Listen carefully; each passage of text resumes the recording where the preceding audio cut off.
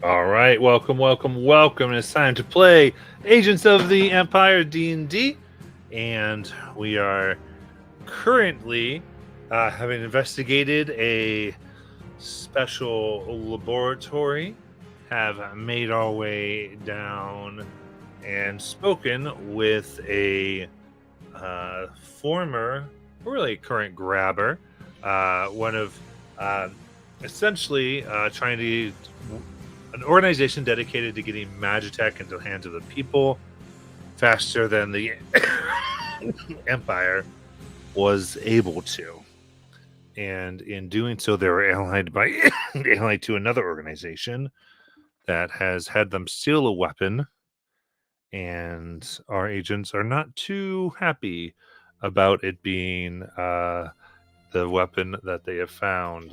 It seems they are trying to make an extermination vessel for bigger things than simply an equality scenario.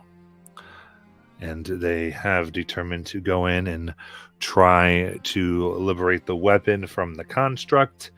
We will see what happens. Real quick, Adore, what did you get on initiative? It did not come up for me.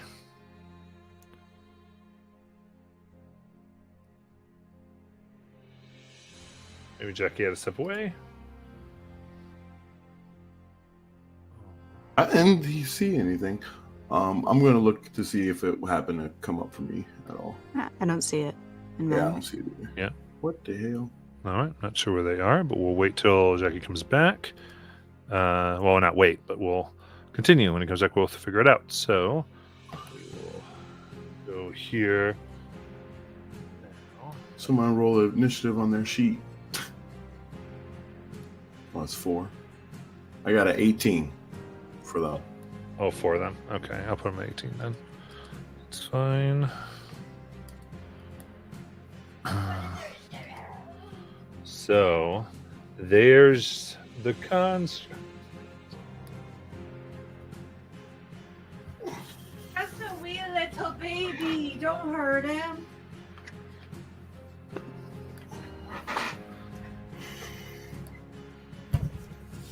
There he Wow. is, cutie. And his weapon pretty. So cute. So don't hurt me. Right, so as you burst in, bright white lights beat down on a raised platform, surrounded on all sides by a dark, water-filled moat. An iron bridge descends from the door to the platform, where stands a massive humanoid construct. Its body parts are made of metal, but it's easy to see the complex wiring and Ethereum conductors that lie underneath. The Gomer construct's round eyes glow a malevolent red as it raises the laser cannon in its right hand and points it towards the door. Ooh.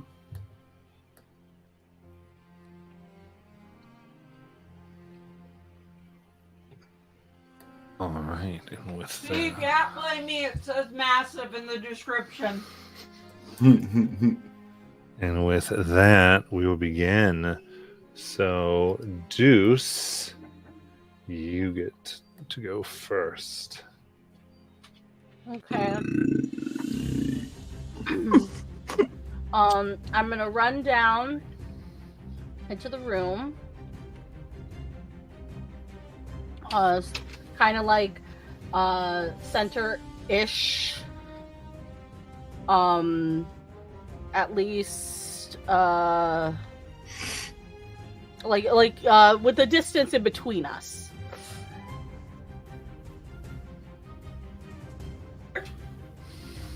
And then I'm going to flick my finger and be like,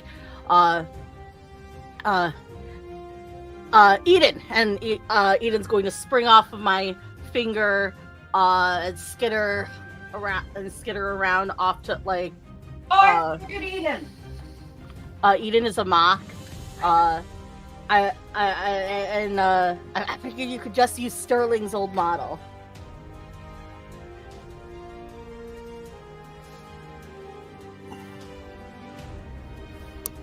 Because they're basically the same thing. And they're going to use their 15 movement to kind of move off to the side towards it, but they only have 15 feet. And then I'm going to rub my hands together, and then kind of like extend my claws out, and then stab him into the ground. And it's almost like this spark of magic around my hands as I wrench up the floor to conjure cover. Ooh. Very So conjure nice. cover is a 3-segmented, a long wall of 3 separate segments, 5 feet long each, and 3 feet high. And medium creatures behind the wall have half cover. Small creatures, like myself, have 3/4 cover, and anybody prone has total cover. And you can leap over the wall without using any additional movement. We'll have to get over the wall by you. Yeah, if they go around it or whatnot, because it's like 5, 5, 5, so it's 15 feet long. I have written down that each segment is 60 HP, so I have it written down how much each segment is. So you just have to tell me which Perfect. segment you're attacking. And each segment is 10 AC. So you know. Okay. And how tall is it? 5. It is 3 feet tall. Because I'm behind. So Because small I'm gonna creatures get the total. Okay. Yeah, because I'm hunkered behind it. I have 3/4 cover. Gotcha. Okay. Anything else? That is it. Dr. Cora Jones.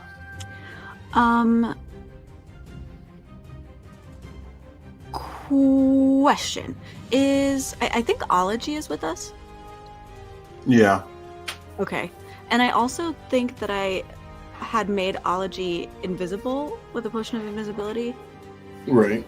I did? Okay, great. I'm just making sure that I did that. Okay. Alrighty. Do.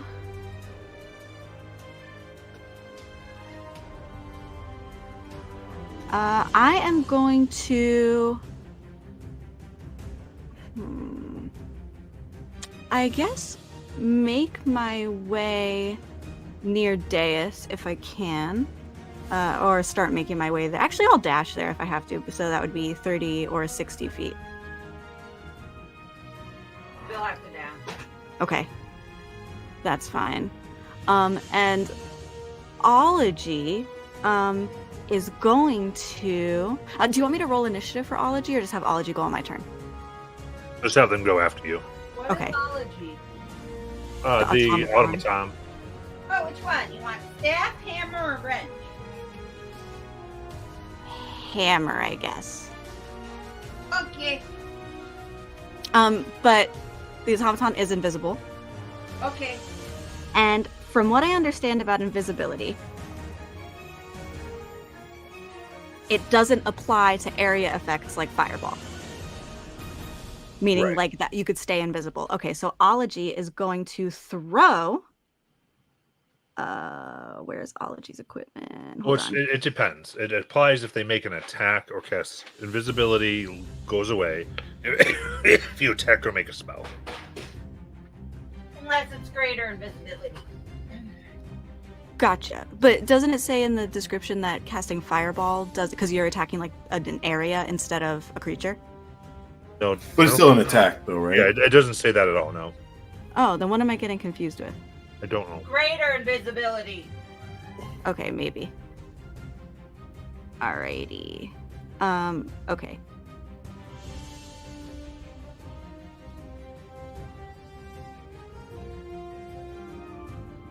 Alrighty, in that case...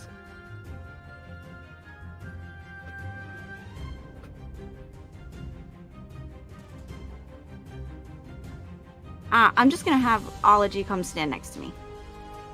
And I'm gonna look something up for next turn, but that'll be it for my turn right now. Got it. The doorbell. Yep.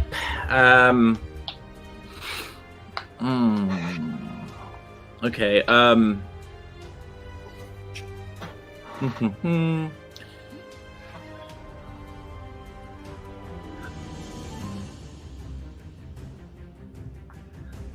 Yeah, let's just do. I'm just gonna have her do something. I did get a little confused. So I'm going to just have her throw a. We'll make it a bomb. Yeah, bomb. Okay. Close the fridge. Close the fridge. Okay. What do you? 10. That's a hit. That will miss. All right. That bats the bomb away automatically. Okay, that's my turn. All right. And you're staying there? Am I in line of fire of anything? You're on the bridge chilling right now, and they have like the spotlight on the bridge. Yes. Okay. There you go. There you are. Yeah. And they've made a wall of cover below. Okay, yeah, I'm really sorry. I got a little distracted and lost. So I'll just move out of the way. Just move me about 30 feet toward the bottom of the screen, I think. Okay. Do you want to? Oh, go... that's me up there. I thought I was down there. Okay, I No. see now. Yeah. Do you want to go? Do you want to get behind the wall everyone's getting behind, or do you want to go somewhere else? I'll get behind the wall. Okay.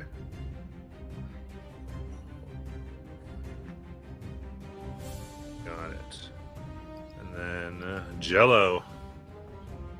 All right. I'm gonna use my first level spell slot to cast grease on the floor in front of the robot, Nice. Got it. and then also flee to behind the cover.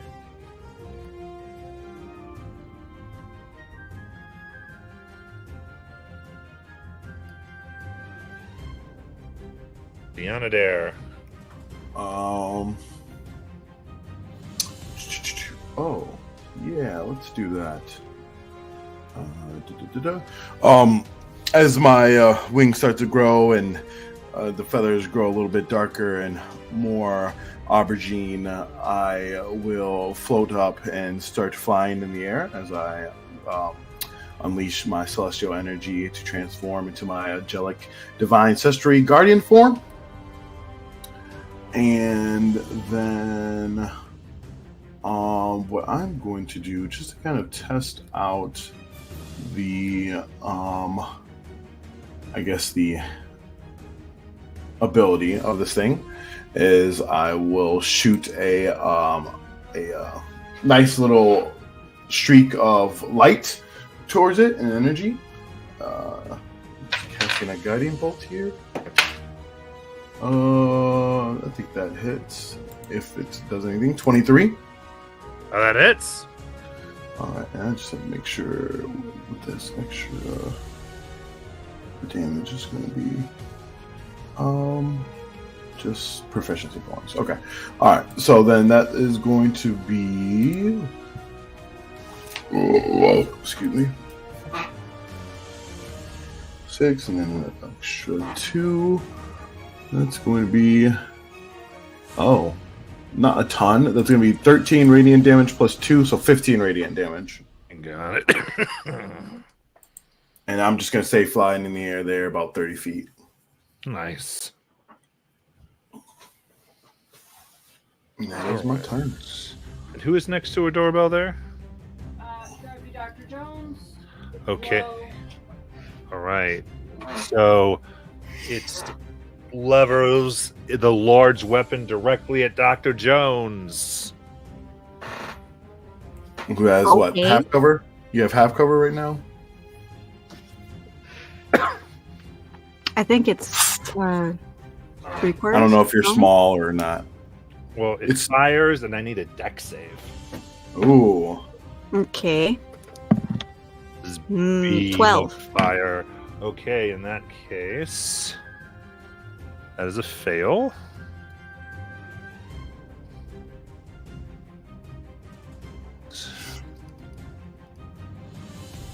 That will be 25 fire damage. Oh boy. As that hits you, there's an explosion from the beam itself. As you realize the Ethereum crystals are embedded in the beam, and they explode around. I need everyone within 5 feet of Dr. Jones. Oh, well, that's everyone behind the wall. Yeah. So everyone except Yanadair, give me a strength save. Yeah, man, y'all look like little cute sardines down there. I could not join y'all. It's not. 17. You're okay. 6. So Deus, you will take 8 force damage and be knocked prone. Oh, well, I have a resistance to force damage. Oh. So I take 4. But now you got full cover. Ology got a 22. Okay. What did Jello get? Oh, I got a 2. Okay, that's an 8 force damage and prone. Now you got full cover too. I think that's everybody.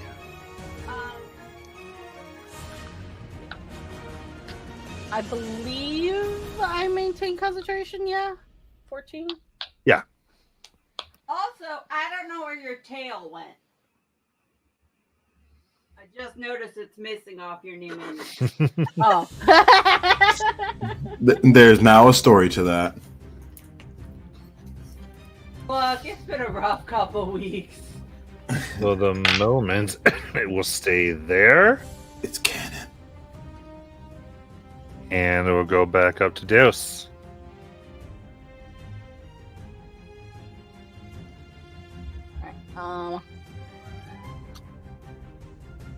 I'm going to shout, Eden, stick him! And Eden, and then I'm going to just like get up, peek over the edge, and I'm going to finger guns him. Nice. Eden is at him now. Okay. So that is 17. 17 will hit. Yes. Also, if you want to do Ooh, good mini damage. Eden, I'm fine with that. For 14 force damage. Ooh. Very good. It's pushed back. Eden is it's a +3 to hit.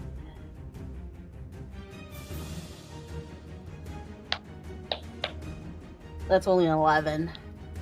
Let me see here. I will miss. You said it was 14? 11. 11 damage. No, 11 to hit. Right. So poor Eden. Okay. No miss. Anything else?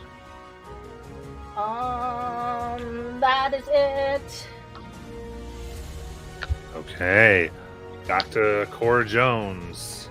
Okay, I am going to. How far away is it? 5, 10, 15, 20, 25, 30. Okay. I am going to take out my wand and I'm gonna shoot with my magic training ether burst wand. Nice. Let's see. Okay, that's a 17. That hits. Okay, great. And that's gonna be one of these. Okay, 11 bludgeoning damage. Ooh.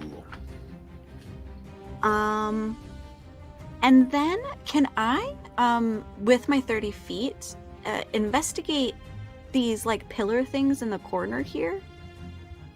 I can use my bonus action to do moment to think so that I could take like an investigation check on it. You got it. Yeah, give me investigation. Actually, you know what? I'm going to put you on this one. That way you're farther away from the group. 22. 22.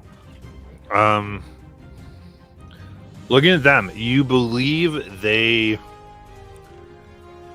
essentially have an ability to generate power for this, but they're largely housing. You don't think you could destroy it quick enough, like in the next minute. However, that's because the main piece that would actually be damageable is in another room.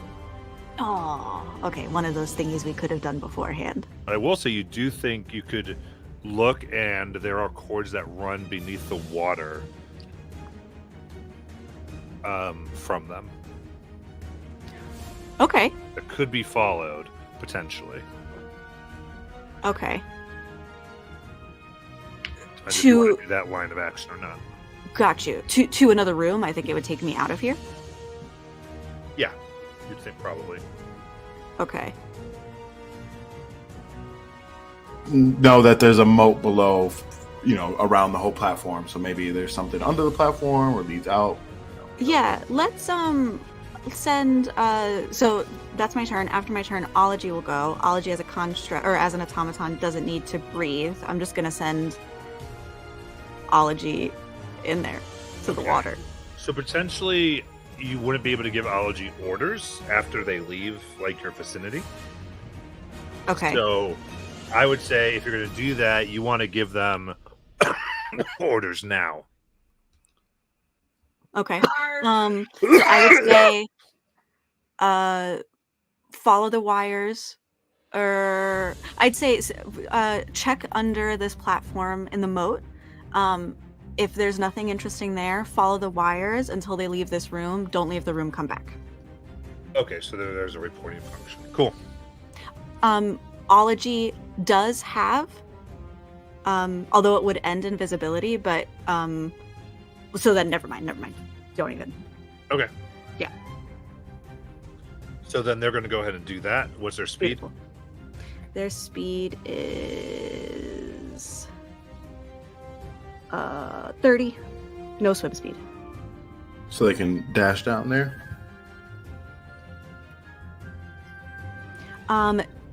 Yes. Unless that would stop them from doing the actions that I gave it.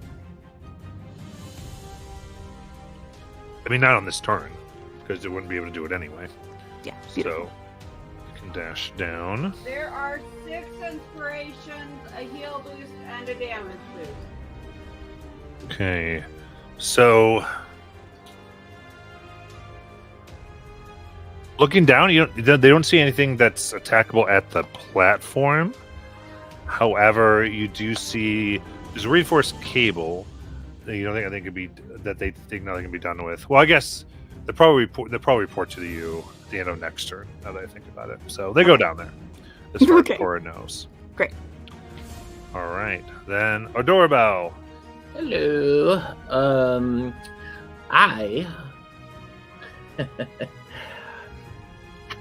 I think Adorabelle is going to use a bomb. She is going to wait. No. She will try to do her keg. Yeah. No, her keg of alchemist fire. Okay. Which I guess is a throw. So what would that be? Strength or?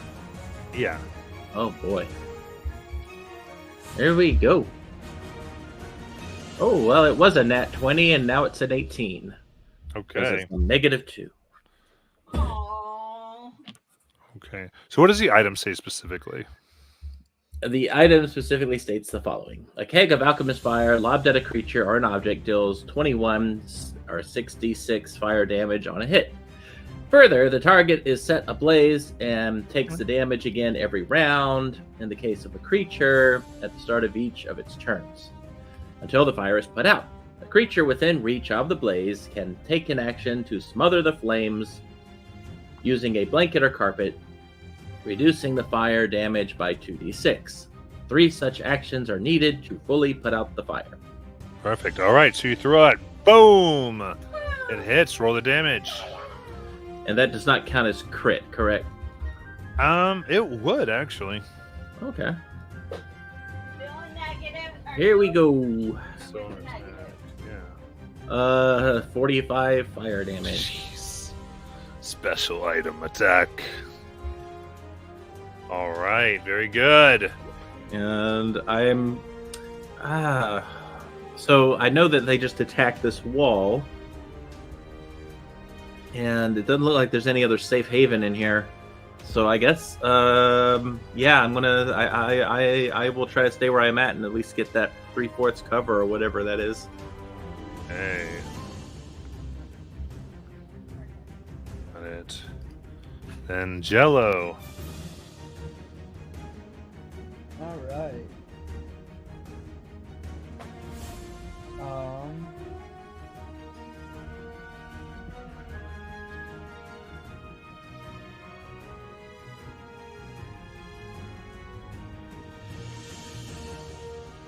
Oh, did this make the grease explode too? Because there was grease under that thing. I don't think Greaser reacts with fire. Okay. Wanna stand up, I think it's Jello? what's it? Oh, it's web. I think that Yeah. is it. Yeah, no, Grease does not respond to it. Okay, Which makes I no am sense.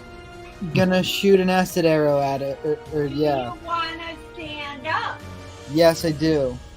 Thank you. I'm gonna scoot you over one. That way you guys aren't within the whole 5 of each other.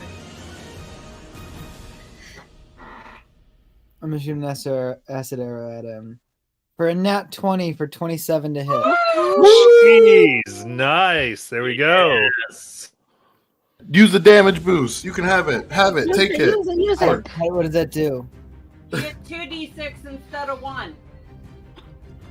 Extra to your attack. 2d6 extra. Thank you. Correct. It's not an arrow. It's a spell. It's not Yeah, Doesn't matter. we're just telling you that that damage boosted, but by 2d6 nonetheless. Take the damn damage boost, sir. Then 27 damage. Hey, it's my job to yell at you people. Nice. It looks badly damaged from that and the explosion. That I'm is it. sorry, Paula. This box is for you. Your job has been taken over. You wanna go?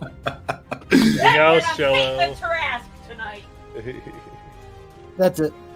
All right. Then Deanna there.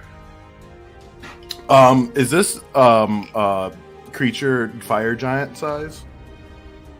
They are huge. Okay. That is good.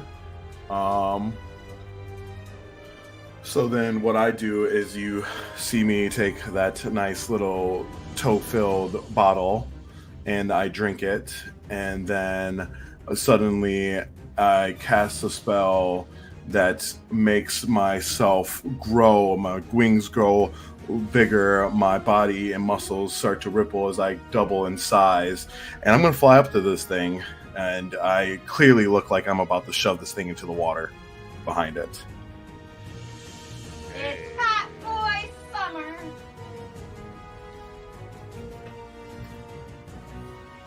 So I'm like, yeah, right at its face, maybe even shielding its eyes, just over here ready to push it right in its chest. Very good. All right, give me 1 sec, because you would have done a quick attack here on the mock. Yeah, it's going to hit. No. Or...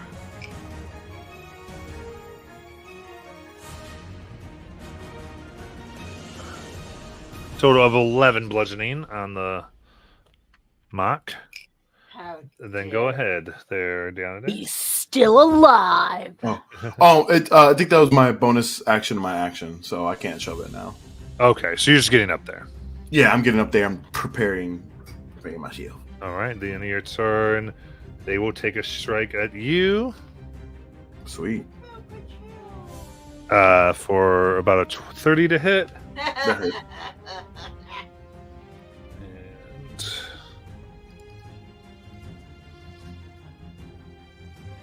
Oh, only 8 bludgeoning damage.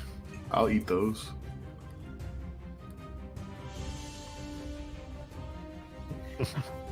Okay. Then that's Deus and so from what I can see, art department, it looks like if he hits Adorabelle, then the other two are in 5 feet of her. No. If you look at the overhead, Okay, how much up? they're 10. Oh, they're all 10. Okay. Oh, damn. That's why I said, Well, no, they're not all 10 actually. So it hit 2 of them. yeah. Well, um, it's gonna have to hit Yeah. Jello. Jello, yeah. With Right. I didn't move them closer when Dr. Jones left. Yeah. Perfect. Yeah. Then it'll aim at Adora. Are they considered a creature? Yeah. Or this is their turn? Yeah. Because they have to take the fire damage. Yeah. How much is it? Well, yeah. I don't Um, think they've stepped. the regular is 66. I assume the crit doesn't keep counting, right? No. Does it say Just close that 66 one. every turn they're on fire? Yeah, it said they take the damage on each. I'll read it for you again.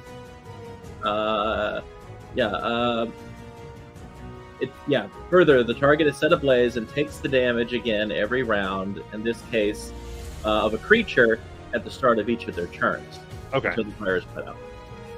Cool. All right. Roll it. So that's 17 more fire damage. You got If it. it steps forward, it has to go in grease. If it steps behind it, it's in water. I love it. Yeah. Absolutely. Okay.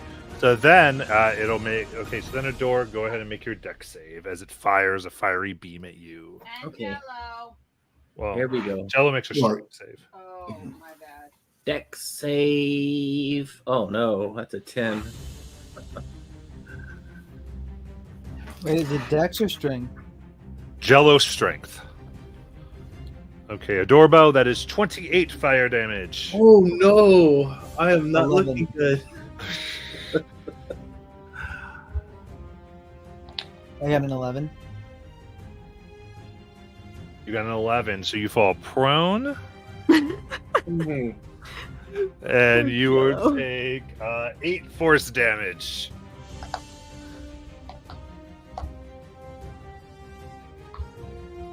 Why did I bother picking up Jello if you're going to keep doing this? You know, I'm just wondering the logistics of me being knocked prone. Like, do I even have it on the top of my body? It doesn't say immune to prone, so there you go.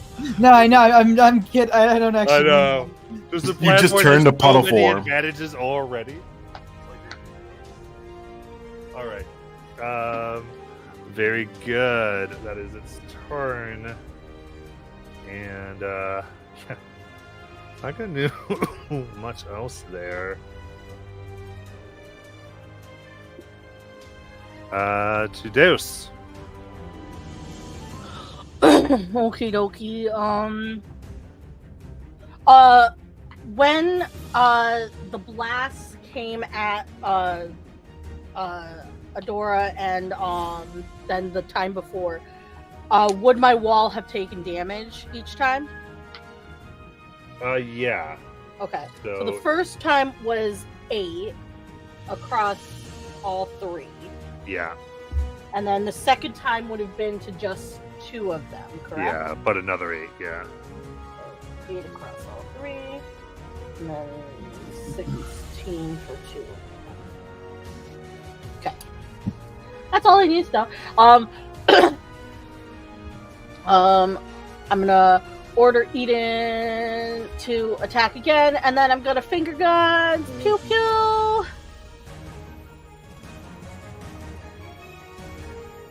For 23! That hits.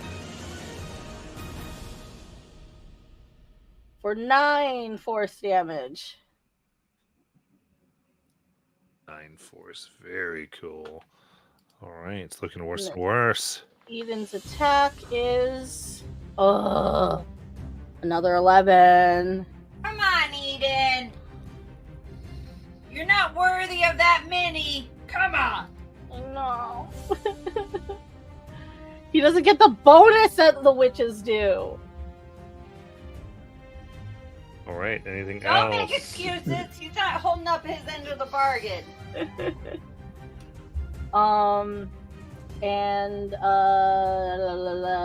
That is it. Okay, goes to strike Deanna there, but you're able to get out of the way. And then Dr. Core Jones. Okay, I'm going to run towards it 30 feet. Is it 20 feet away from me? 5, 10, 15. Yes, 20 Okay. exactly. I am gonna throw a flask of oil at him. Okay. Fire! 17? Guys, there's like 6 inspirations. All right. 17 hits. Okay, great. Covered in oil. And anytime it takes fire damage for the next minute, there's an additional 5 fire damage. Nice. Amazing. And bonus action, moment to think. Can I deduce? I may not be able to from where I am, but can I deduce just by looking what the purpose of this tube structure is behind the construct? I'd say you can't. I'd say you probably get from the other one too. It's all things that would be in other rooms. Got it. Okay. Okay, that's it. I stand here. Got it. They come back, report that they found a very heavy door to leads to a tunnel that would go where the cables would go. Okay. But so they report. A doorbell. All right. First things first. Bonus action is going to be a greater healing potion. It's 44 plus 4.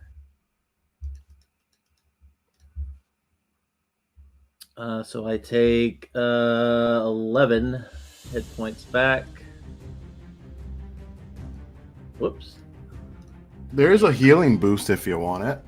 Oh, there is? I need it. You are It's you are patient number 1 after all. the D6, right? Yeah, I believe so. Oh, nice. 6. Okay, here we go. All right, looking a little better. So my next action is, or my actual action is going to be, I'm going to take a bomb, regular bomb, and attempt to throw it at them. Got it. All right, that is a 16 to hit. Oh, gets batted away. Oh no. Oh well. So yeah, that's it. I'm just gonna continue to hope that I'm safe, even though I haven't been the last 2 rounds. I'm just gonna pretend that I'm safe behind this barricade. You got it. And that's a dirty 20 to hit Deanna there. Yeah, that hits. All right. This legendary here. For 10. Bludgeoning. Okay. Then Jello.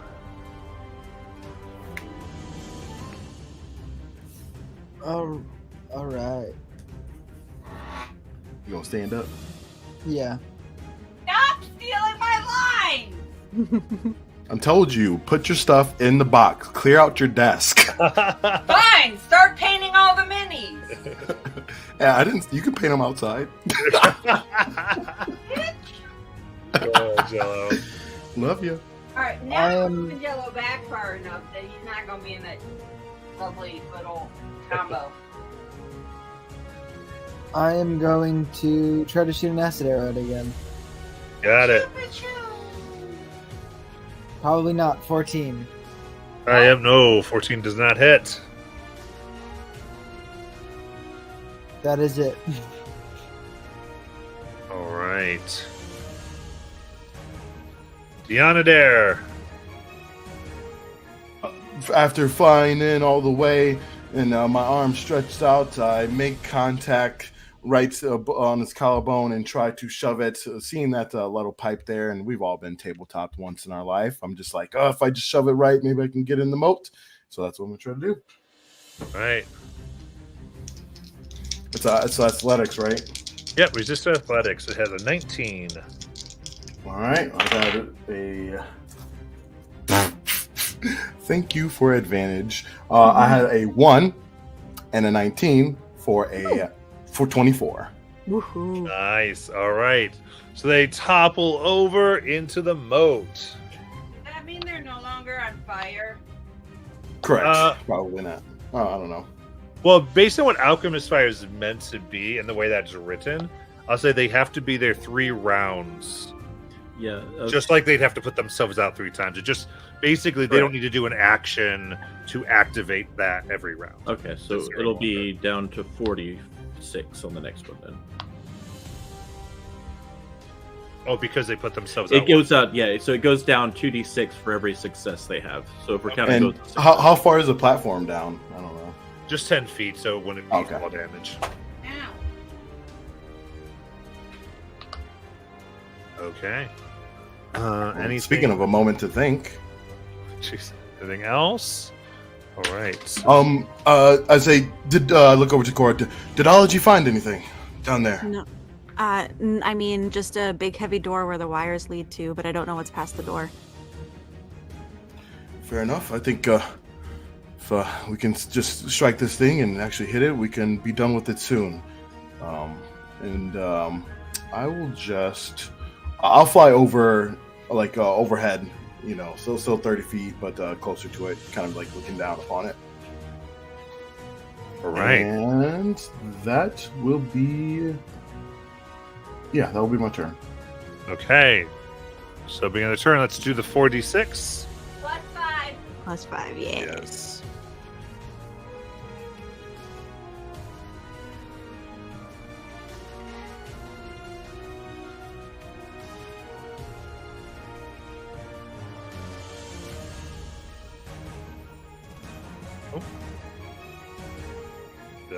A doorbell, you can roll that. 46, right? Yeah, 4d6 plus 5. All right. 18 plus 5 is 23. Very nice.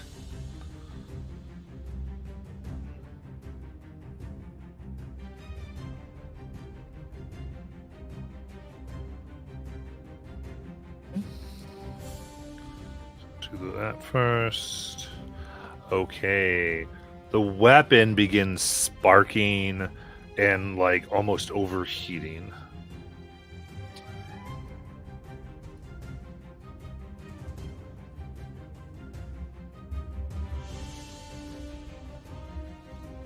Then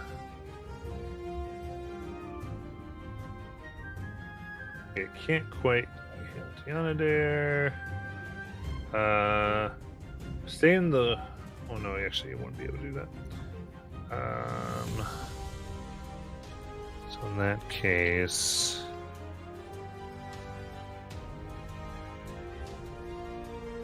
it'll move a little bit to get a clear shot at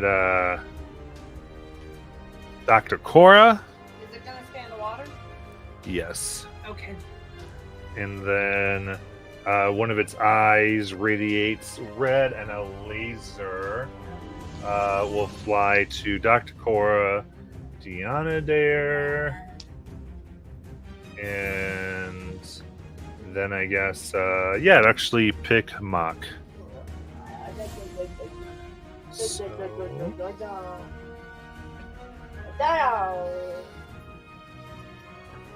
all right, so to hit to all of that, all 3 is a natural 20. Aww. There are crits on the 3 of you. Ology. I have a question. If I silvery barbs it, does it negate it for all 3 people? It would, yeah. Then I am going to silvery barbs it. I think that's the single best use of that spell. Yeah.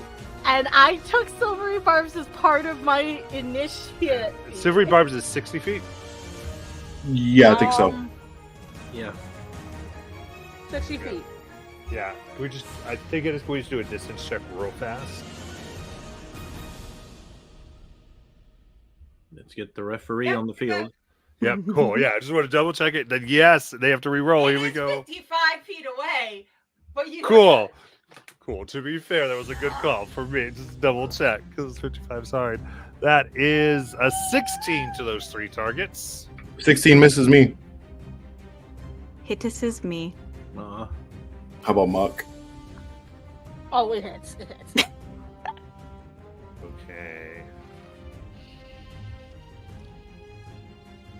And that is going to be 6 radiant to the hit ones it hits. Okay, not bad. Eden is hanging on by a thread. Eden has 1 HP.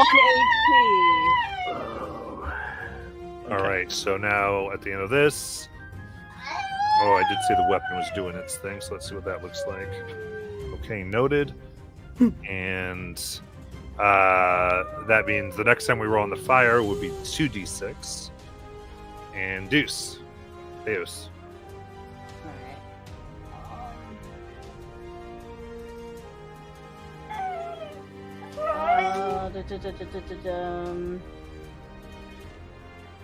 I can see it.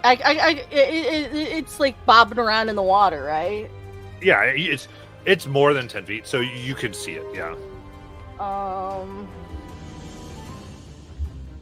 Okay, how many of these is it?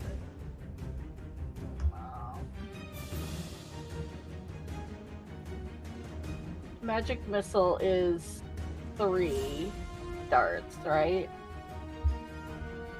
Yes. So, I'm going to cast a 3rd level magic missile. Woo-hoo. That's Nice. 5.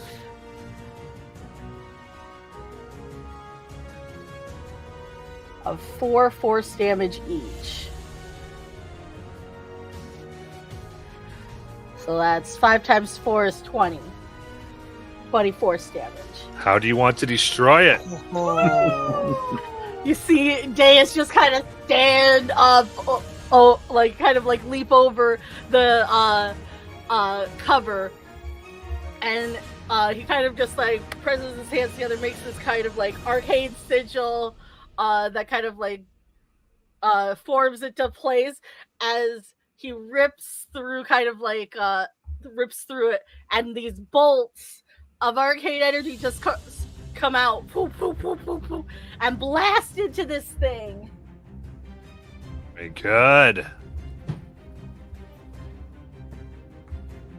All right. Any movement? Anything else? That's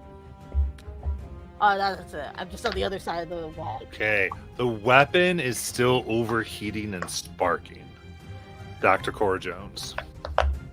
Can I dash to it and then investigate it? What is your moment to take a bonus action? Yeah. Okay. It looks like you would need your dash to get there. I figured. I thought so too.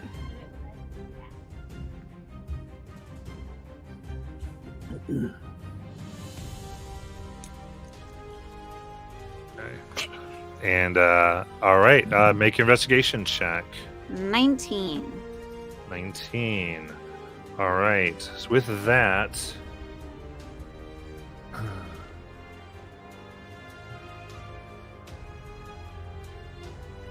you think you have about 2 seconds before this explodes. Oh god.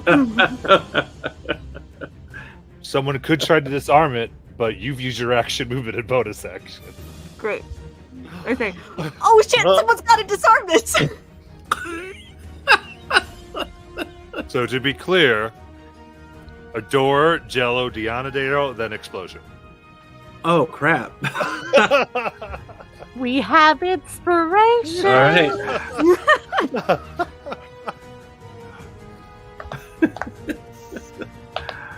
Adore, it's your turn. I don't know if I can even make it up there. Can I? I Let's don't know. let's see. What's the distance there, ref? Adore's got 30 feet. Yeah, I don't think so. didn't think so either. Let's see. Because yeah, it'll be 30 feet, but then I've got a barrier right in front of me. 20, 25, 30. No. No. Okay. Adore is small. I am tiny. Yeah. I have a question, Matt, because Ology didn't go. Could Ology, with a strength of 19, throw Adora any distance? Throw me. What? We'll do an athletics check. Okay, great. Ology's athletics is good. Oh no. Adora fell. Athletics is +8. All right. Uh, Expertise. Athletics. That's a is 17 +8. A 17. Okay, I was gonna good. So 25. 25. Yeah. Okay, perfect. Because I was giving 5 feet for every 5 of the score. So that's Ooh. 25 feet that I wasn't going to allow. And so that with the movement, ah, I'm not willing. I'm not willing. No. no. Actually, give me a deck save, or it takes just a little bit of damage. Oh, me? Or, yeah. All right. Deck save. Oh no. Okay, here we go. Deck save is a 7. A 7. Okay, so this will be 2 bludgeoning. Boom. Okay, that's not too bad. Ow. Bump my head. Ow. Oh. All right. So I'm going to go up to where the doctor has screamed, and I'm going to attempt to.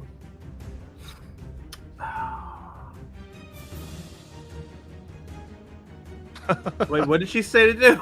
Disarm the Disarm it. gun that's connected to the construct, right? Is that correct? Yeah. Okay. All right, I'm going to try to disarm it. That's what I'm going to try to No do. problem. Go. Yeah. Perfect. That is going to be an Arcana check.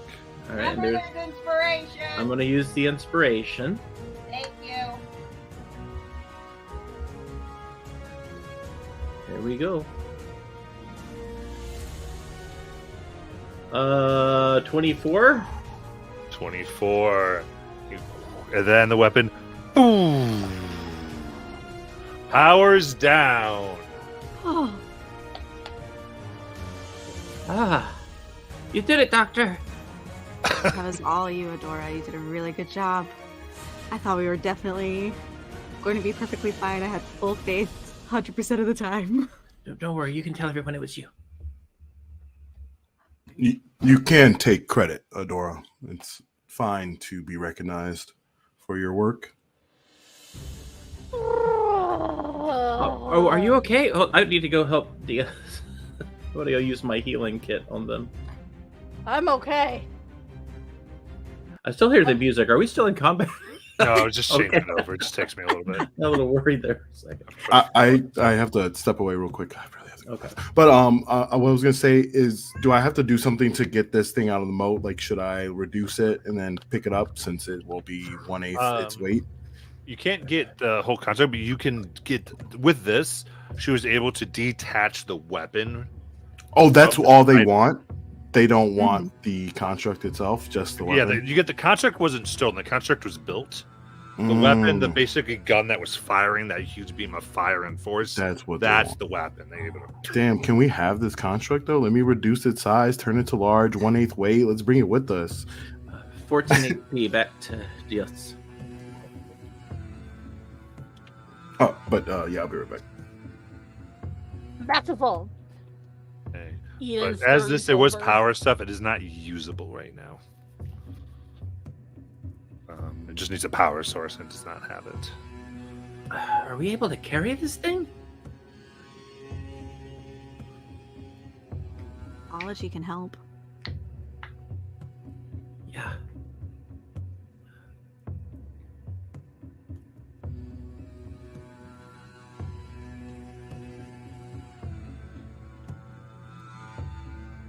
I just step out of the way.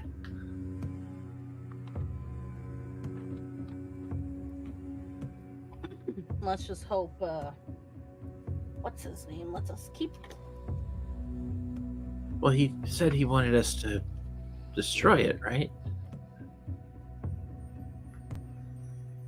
Yeah. But our mission is to take it back, right? Yeah. Exactly.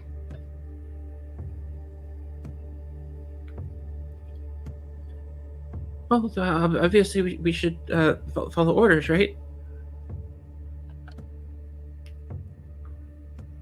Exactly. On the way.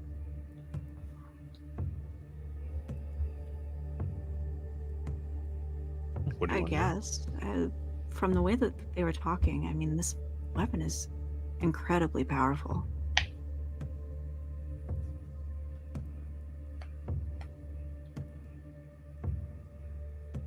We can make the choice as a team, but I think my vote is it got damaged in the fight.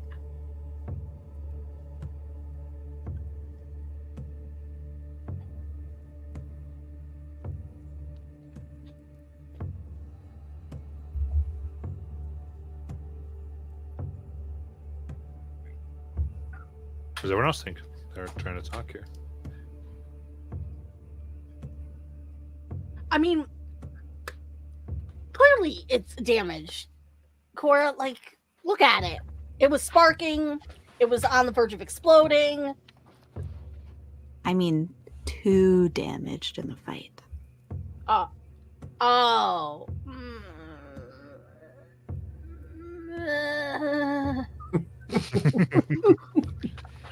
Are you okay? Do you need more healing?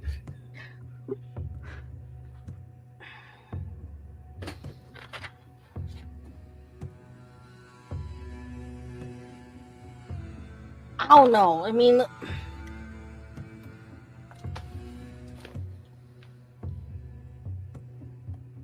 the last time I went against orders, like, bad things happened. Well, like how bad? You're here with us. Yeah, that's what happened. I knew it. Knew it.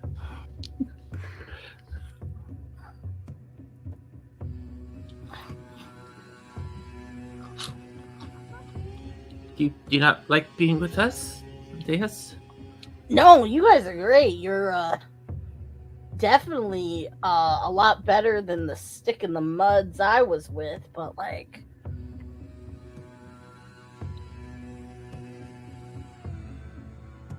well, you get your superior officer loses a couple libs, and you kind of get demoted. How did they lose their limbs?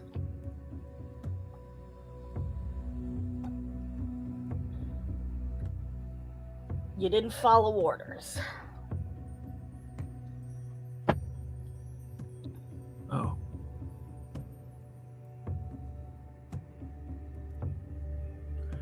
Yeah.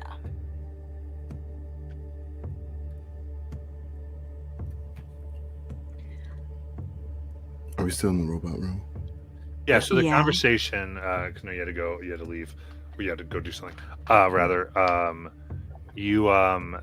Cora brought up that basically, I believe that she thinks you should sabotage the weapon and say it was too damaged in the fight. And they're discussing this. Deus is kind of like, disobeyed orders before, not loving that idea.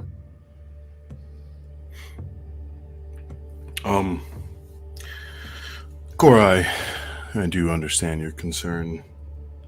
I do think that some power is above a particular group of people to have just a hold of it. But I think you and I both have concerns of gaining trust within the government, our society, as close as we can to see if there's any underlying malintent.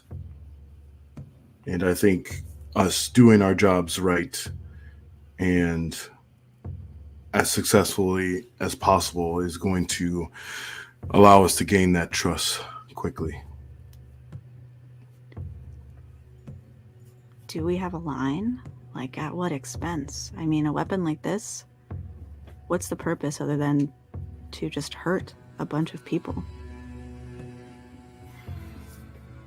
Well, I think, maybe we can keep track and see what is used, but it's definitely not.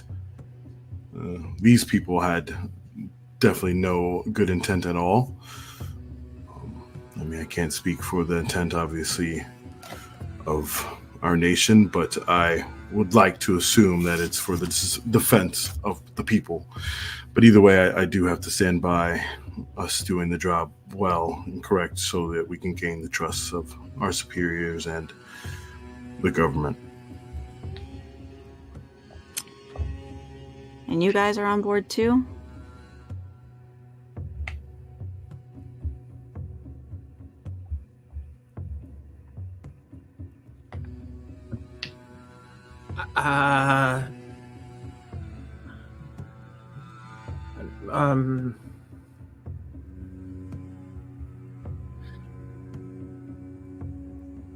It sure is hot in here.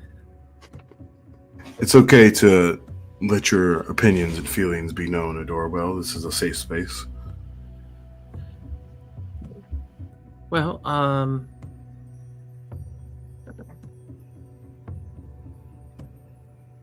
mean, I don't know.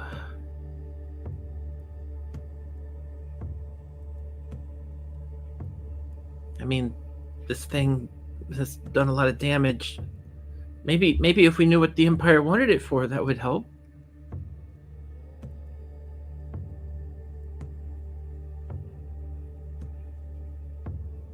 Can't we ask a question to the chair? Above table, I think we did already. Oh.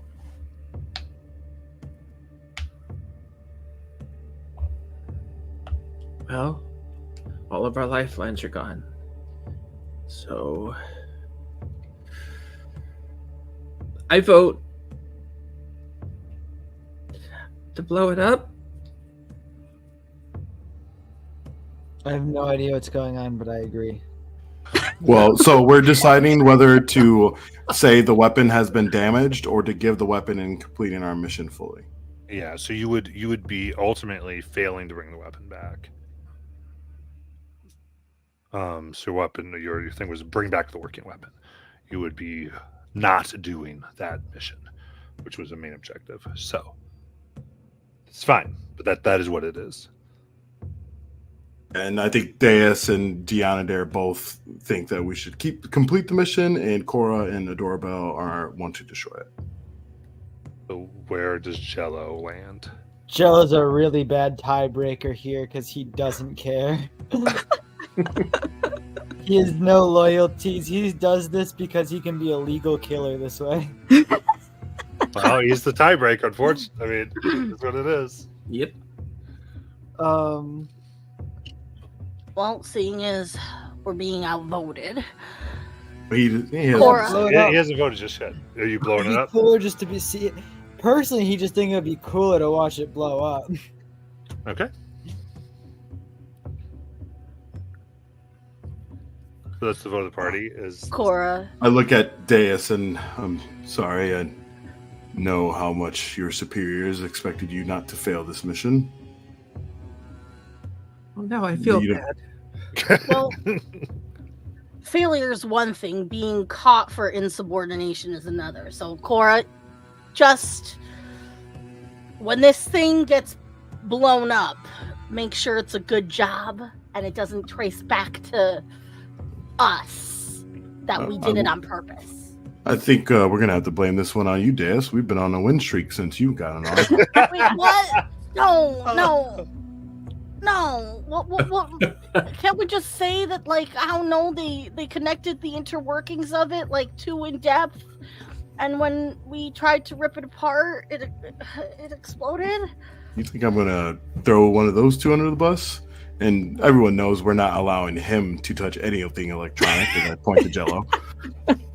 I'm already taking out my dynamite. It's like, this sounds like an Adora job. And as you point towards Jello, you see a tendril like slowly making its way towards the thing. So I have 3 bundles of dynamite. Well, maybe you should wait to blow it up, and at least I'll let this gentleman know that I'm pretty sure he can see what we're doing, but as I wave to the window that probably I can't see the other side of that he's looking through, and I just do a hand signal where I'm have some sticks, and I'm like explosion, and so I'm like, Get out. I do think we should be careful about that room, though. I mean, he was able to surveil this place from there, and we want to make sure what we're doing is not caught anywhere. We should be fast because they're going to come back for this thing.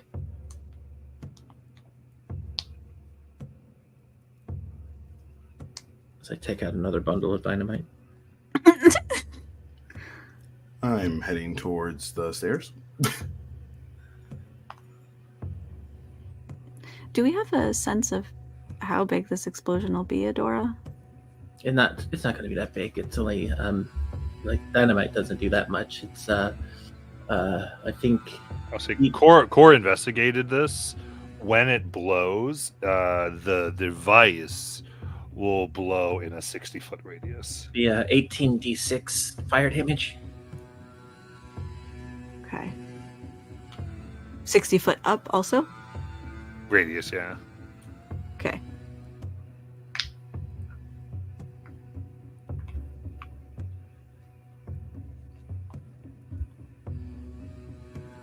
Would there be any mechanical benefit for doing it underwater? If you're all submerged, any damage you take would be halved. Okay, but it wouldn't like reduce the radius at all. No. Okay.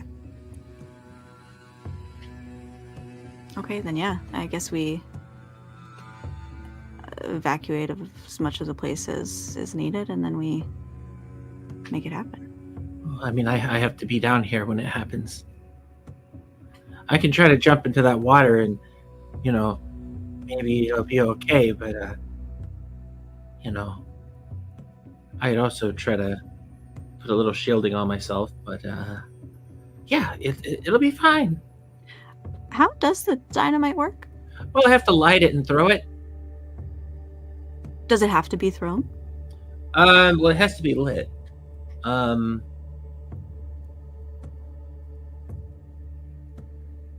I don't know if it has to be thrown, but it does have to be lit.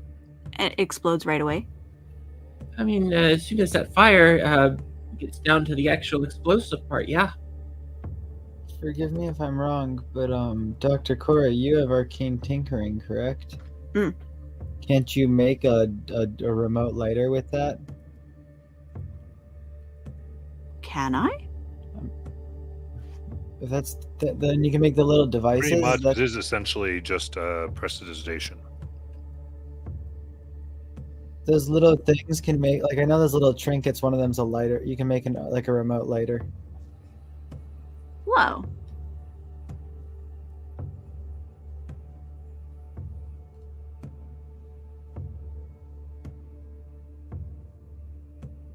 Because I only have one level of artificer. So it says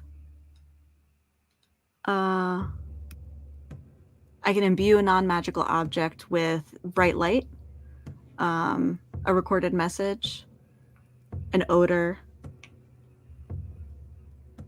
or a visual effect. Okay, I guess if you're using that ability, it doesn't sound like that particular one can do it.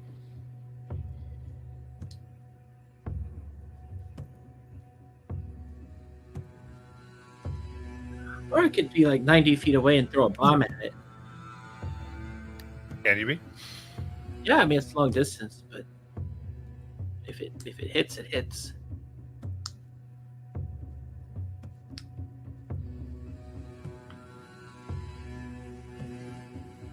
All right, what did you do?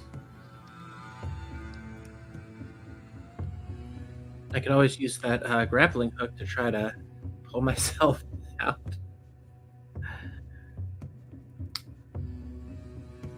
But, I mean, you know, if you want my expertise, the reality is that, you know, explosives are a bit unpredictable, but you know, I mean, this could warrant probably the biggest explosion I've set off in a while. So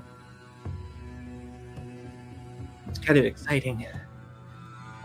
I'd kind of like to see it.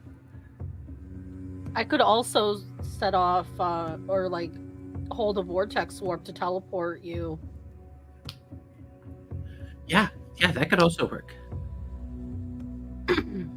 granted, it would only be as long as the hallway, but All right. that's still In that case, something. you're able to detonate this safely. I think if you're going to use vortex warp with the bombs, that's going to work.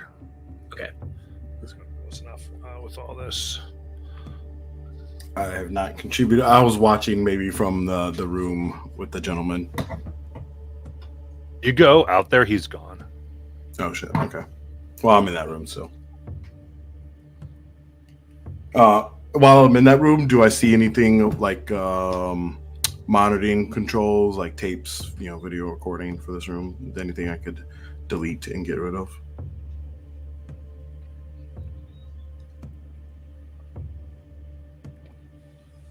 So I'm sorry. Say that again. Like any monitoring, like security surveillance for this room that I could get rid of? Yeah, you can begin wiping that clean. Okay. Got it.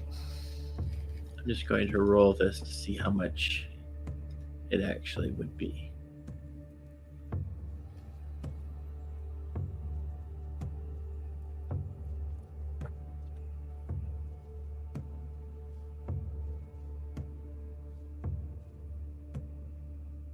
That would have been 79 fire damage. Jeez. All right, then it explodes, filling it with 60 fire damage. But everything seems to be safe and good. Are the other rooms in this compound intact still? The other rooms, yeah. Okay, because there is still the matter of our secondary objective. We need proof that Sorvis was involved.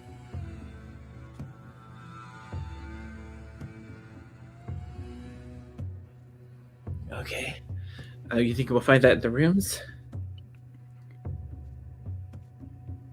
No harm in checking them out. I remember that there was some interesting sounding rooms. There was like a power supply room, which I imagine the wires go to, but I feel like there was some other interesting rooms also. So you found Sorvis, and he is fled currently. Oh, that was the guy in the other room. Yes. Got you. I meant Right, but the. you wanted to save him from any. Yeah. So you have doubly failed our mission, Cora. Yeah. And no, we were gonna get more evidence. We're here for the evidence Reach. of the risen tomb. The risen tomb people, not the Reachers. The grabbers. Yeah. No, yeah, but not the grabbers. Right. But because Yeah. you didn't. You said the Grabbers. Reachers. The Reachers are a different group. Yeah, I have said the Reachers, and I was looking for risen tomb. Would it be possible to are there files from this room that we could take or something that are that have connections to the risen tomb? In that room? No, not so much. I did. Okay. Because you did everything you could in there, but going around, you do find one room that was. So in the next room, are you just going to go and visit the rooms? Yes. In the next room, you see two massive machines creaking and shifting gears, but they're slowing down and coming to a stop. You see each seems to have been powered by a large Ethereum crystal. Provides a pulsing blue light.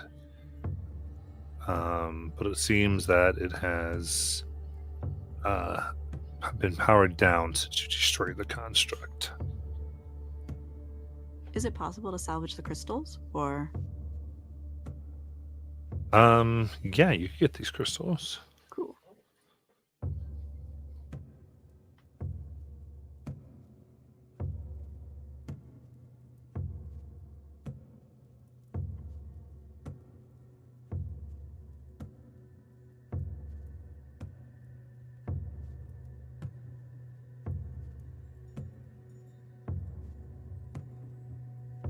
So you can get two large crystals.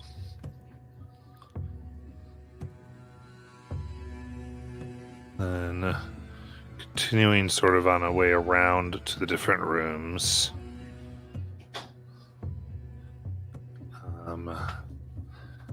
You see rows of boxy beehives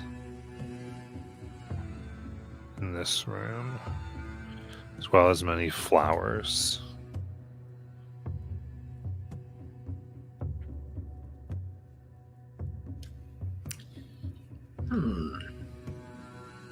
But not much else. Can I study the flower fauna? Flora? Yeah, give me a nature check.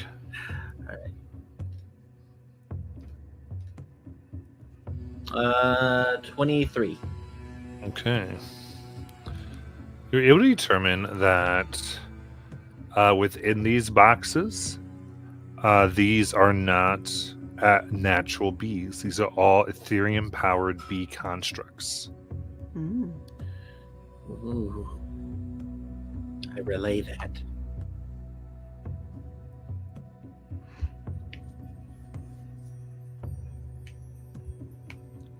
Do you guys think this is what doing research in the field is for Ray's moms?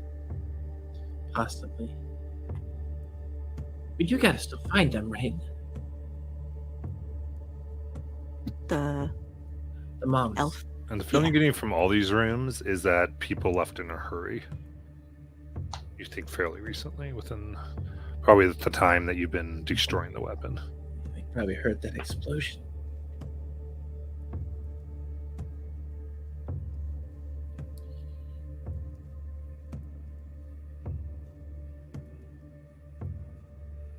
That might mean that they took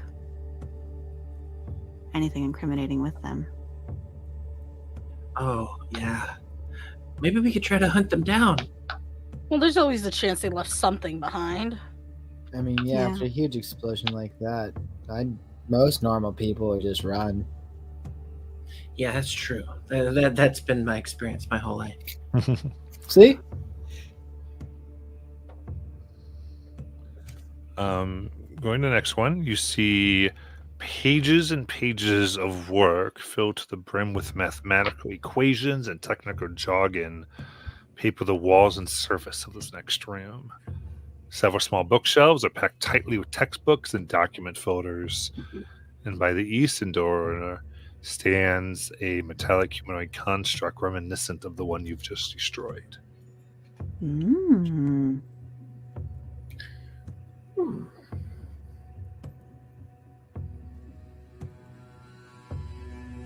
Definitely taking the papers as much as we can. As you grab at the papers, it does come and walk towards you. Oh. Goes, how can I help you?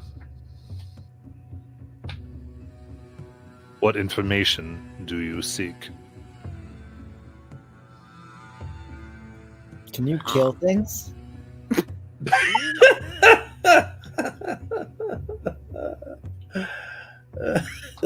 I am not combatant. I am the librarian. Well, it's all you, Doctor. Where are all the books? Points to all the books. Oh, Now, who's your governing body? Whoever wishes for information. And who is your original engineer? Chief Lee Sorvas.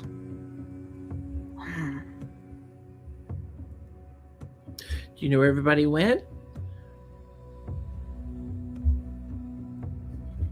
No. But it was in a hurry. Do you take notes or log information here? I retrieve information. Can you retrieve the last conversation that you heard before we came in? I do not record information. Okay. Well, do you have any files referencing the Risen Tomb? Yes, I do. Perfect. And they bring you a contract between the Grabbers and the Risen Tomb. Mm.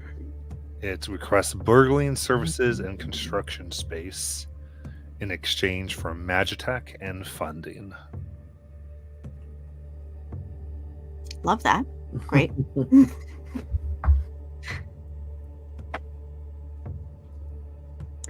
And I'm sorry, I didn't ask before. What's your designation? Librarian. Oh, well, librarian, you've been very helpful. If we fought you, would you fight back? I am programmed to defend myself. We could just throw it in the middle of a battle and it would just, hurt the things hurting it. I'd probably give it a paper cut. I mean, I'm saying we fight it. I'm saying we take it and force other people to fight it. well, we don't even know how strong the librarian is. We'll figure it out pretty quickly. That seems unethical. That doesn't seem like my problem. What have I gotten myself into? We just blew up a gun that we were told to retrieve. Talk about unethical. You were okay with it. It was a cool explosion, okay? Yeah, it was, wasn't it?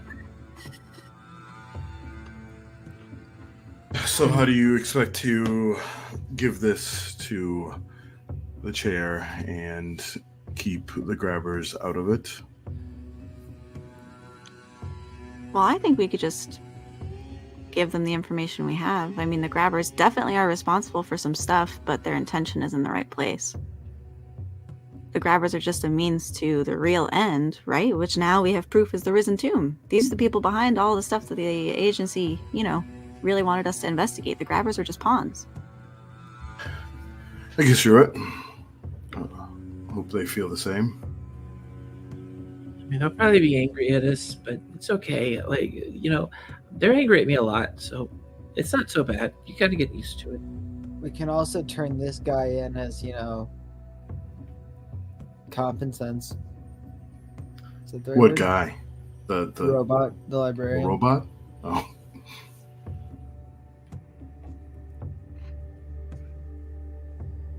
Just saying, still a marvelous piece of technology they'd be more than grateful for. I do think we should offer the librarian to join us.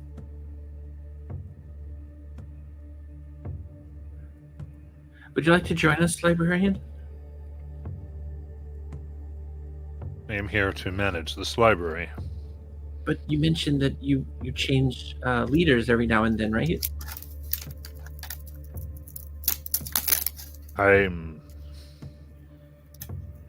No, my programming is to watch this library. Doesn't seem to really have that. I mean, Oh, what if the library were to leave here? You'd have to come with it. Or what if we gave you a bigger library? this could be interesting. Very good. We do have a larger library than this. If a large part of this would go, I would have to follow the library. I start stacking books.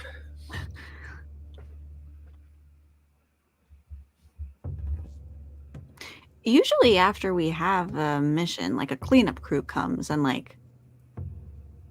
takes care of everything. Yeah, let's just leave it. A good amount of the time, yeah. Yeah. But don't we want a mascot? Well, I guess I'm just saying. we are getting him to fight for us. I think they are going to take the books, and I guess the librarian will come with.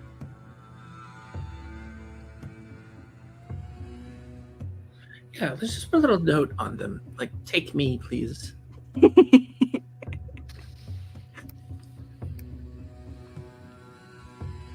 You too. So what are you gonna do? Well, I guess we should contact the leaders, unless we're going to follow up on the mothers. Was there in the B room? Was there it seems like circumstantial logic evidence that the bee ladies would be here making the bees in this room? Is there like proof that like these are like Ray's mom's bees? I mean, there's not any like things that say the name of the shop here, Okay. but I mean, there's not proof, but you generally can assume that. Okay. Were there other rooms left to explore?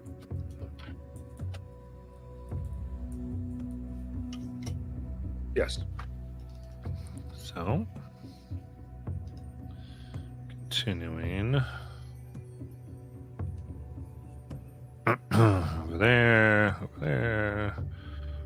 Okay. So, other than that,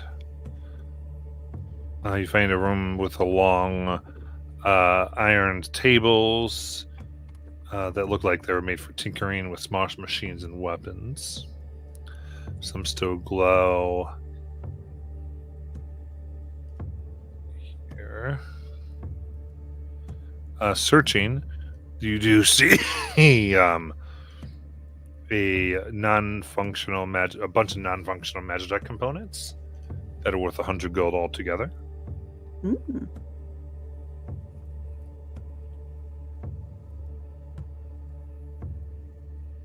And you do see that one gadget on a work table is partially working anti-Magitech gun. That's cool.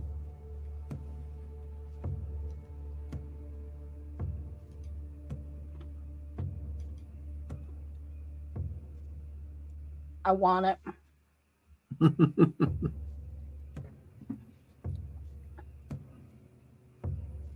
All right. Well, we'll say it will fall apart at dawn. It will fall apart at dawn? Yep.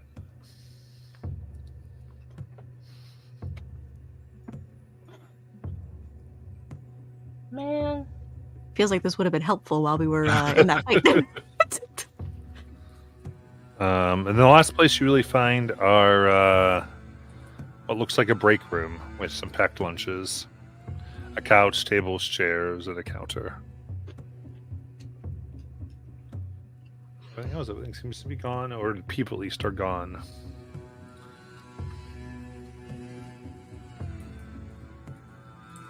All right, so should we review before we try and contact HQ? Yeah.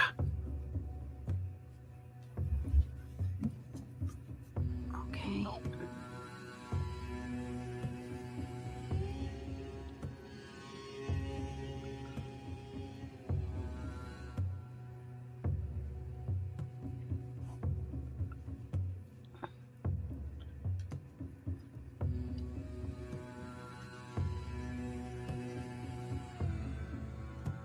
Okay.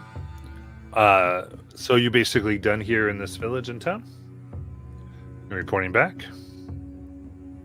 Well, I think we want to maybe iron out our story before we report back to HQ. Okay. So what's your story then? Go for it.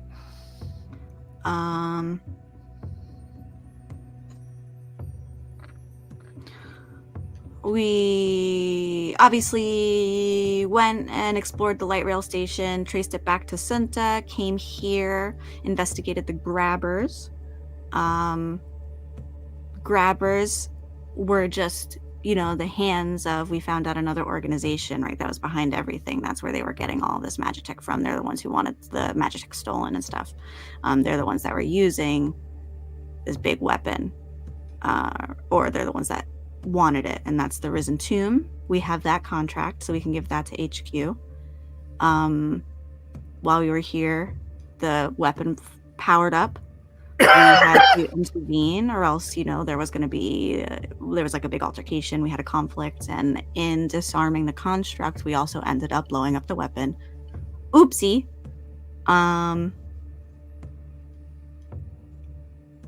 But this is what was left. And this is what we took from the facility.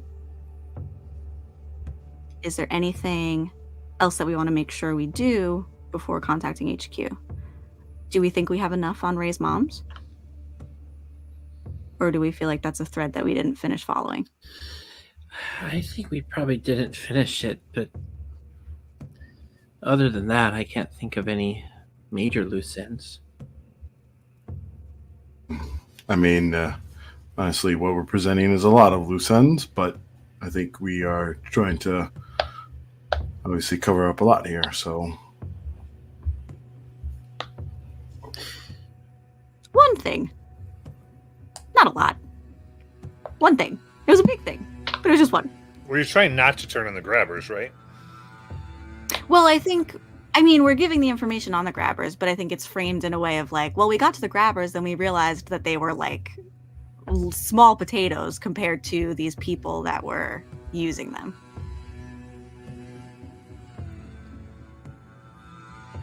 You are turning in the names.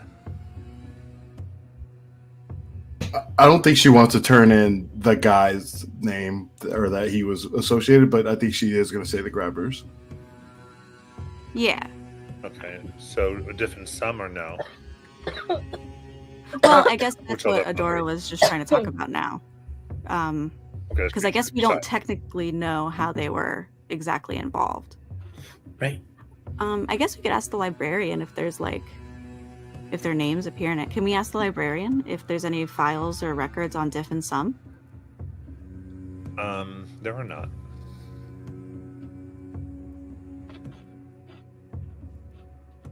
I'm not even sure if they exist, to be honest. They're the ones we should definitely tell them about. Most mysterious people are always the ones we should keep our eyes out for.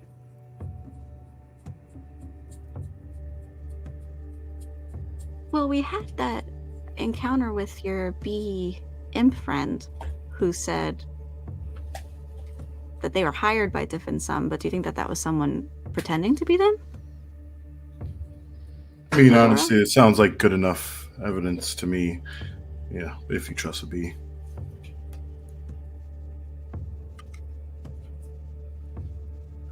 So more or less, what are they? The grabbers? They were basically hired for their space. 1, 2, to steal the weapon. Correct? Is that what? Yeah. Yeah, the basic idea here is that they were stealing magic for their people, and then this other organization came in and said, "We'll give you stuff for your people if you steal what we ask you to." Yeah.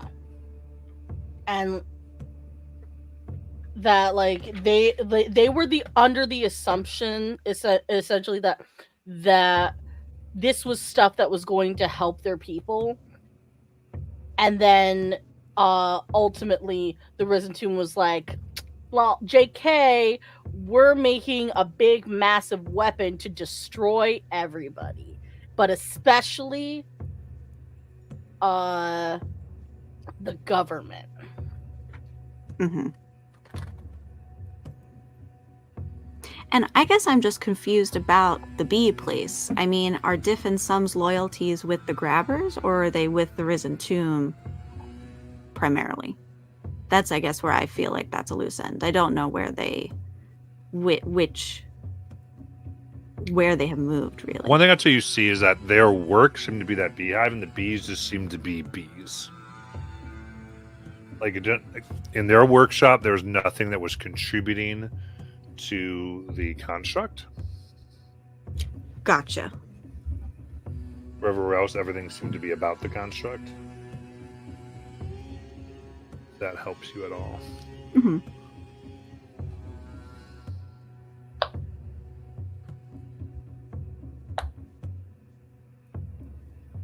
That feels like just Grabbers then, to me.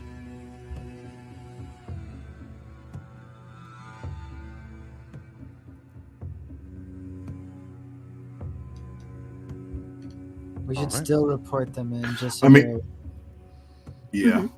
Sorry, go ahead, Jill. I was going to agree with you. No, that was it. It's just that even if we can assume that it's one or the other, they could just been trying to leave trails to make us believe that. Right, because we at least know if the bees were telling the truth that at least at one point they were making distractions at these places, right? So that maybe people could grab stuff, but they were definitely disrupting, the nature of transit and transportation and government business. Not I to agree that mention they should go in the report. Not to mention that just because if they're on the grabber side, that doesn't necessarily means they're a good person. I mean, I work for the government.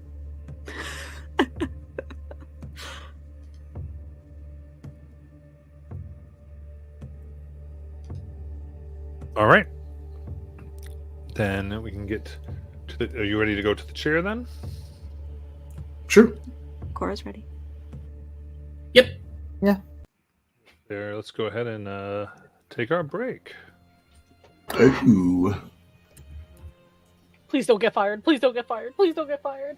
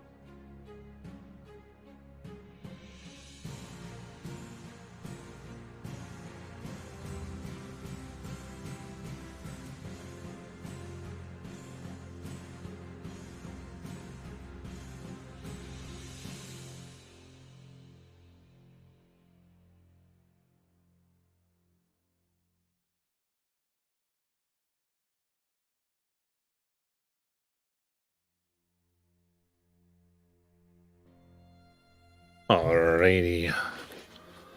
Come on back here.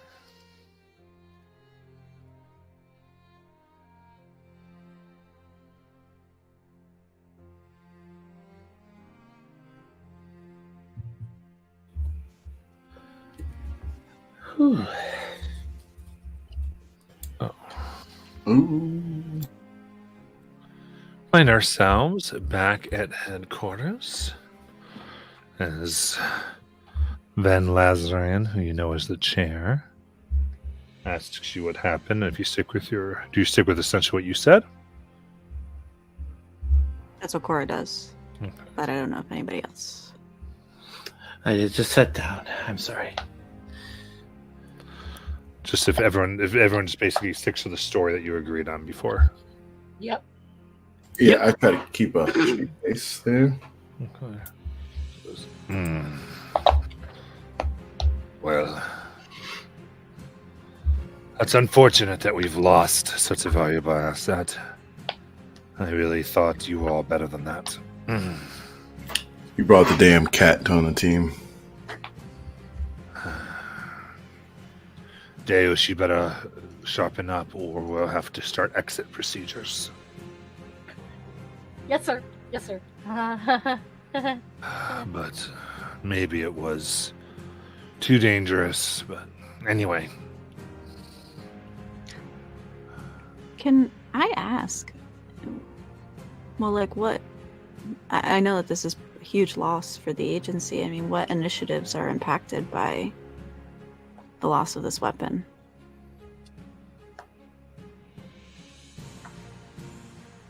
The agency didn't develop the weapon. We were tasked with getting it back. It doesn't... Failing missions doesn't give our higher-ups confidence in what we can do. And I had taken all of you under my own wing, as I told you before you left. So my hand-selected team just failed their first mission.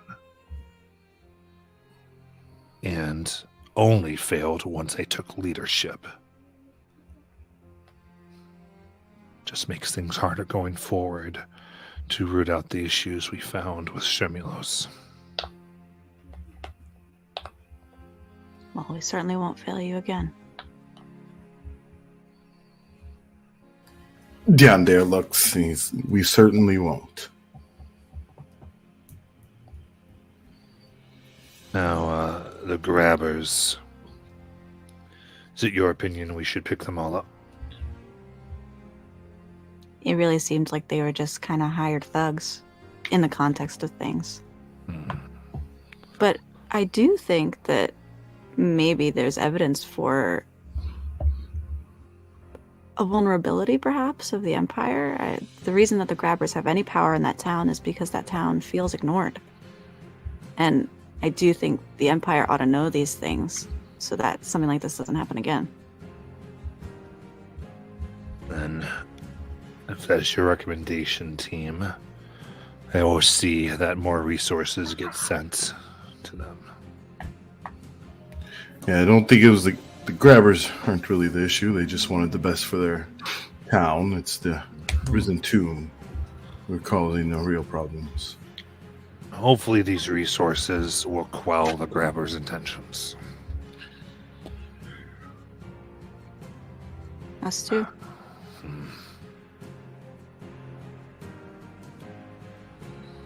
Well, take some time and figure out anything you need at your base. I will recontact you with more jobs soon. Thank you. We appreciate it, and we will definitely be sharp going forward. All right. So,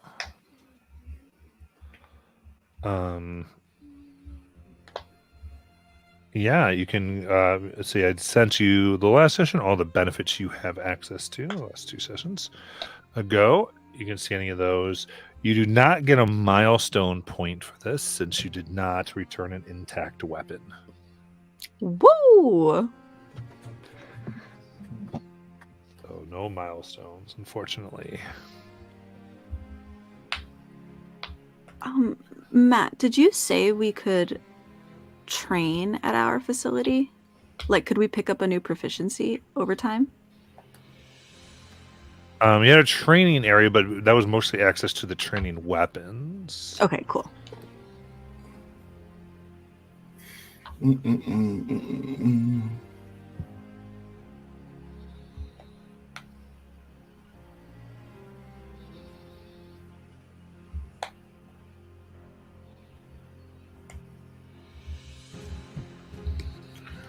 I'm like wondering what things, like, what procedures would be useful going forward. But I guess we don't even know what mission we're having. Right. But Zed can exchange personal magic deck items for new ones. Mhm. And also tune them up. I gave you the tune-up table.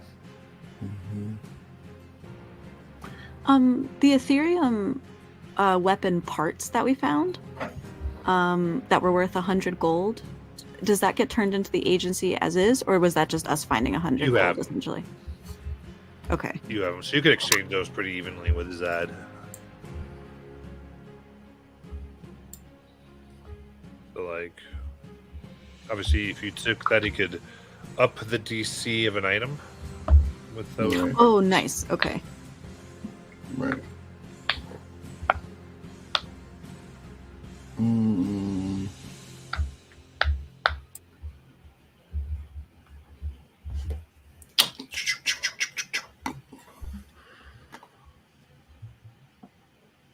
I don't even have items.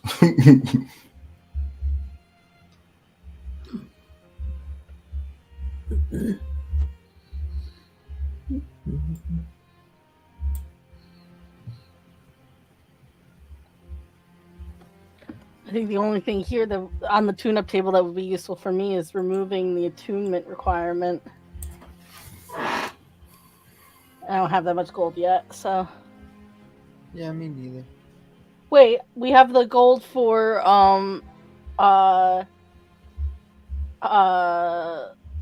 The new mission. the new mission.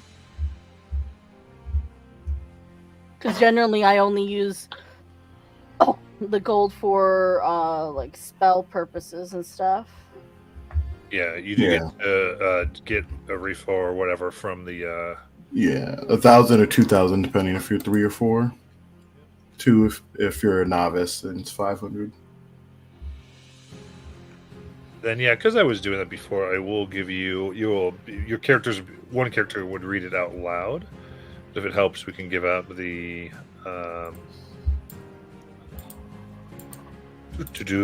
give out the mission primer that you're going to get here.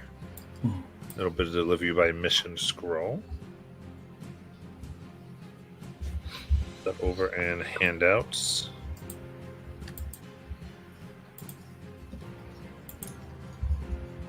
Oh, I got. Oof.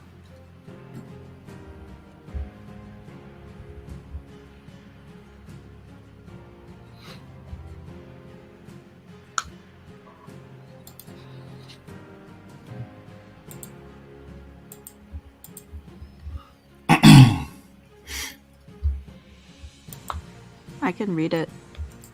Oh, if you want to read it, go ahead. Oh, sorry, I was like Yeah. kind of just skimming it, but go ahead.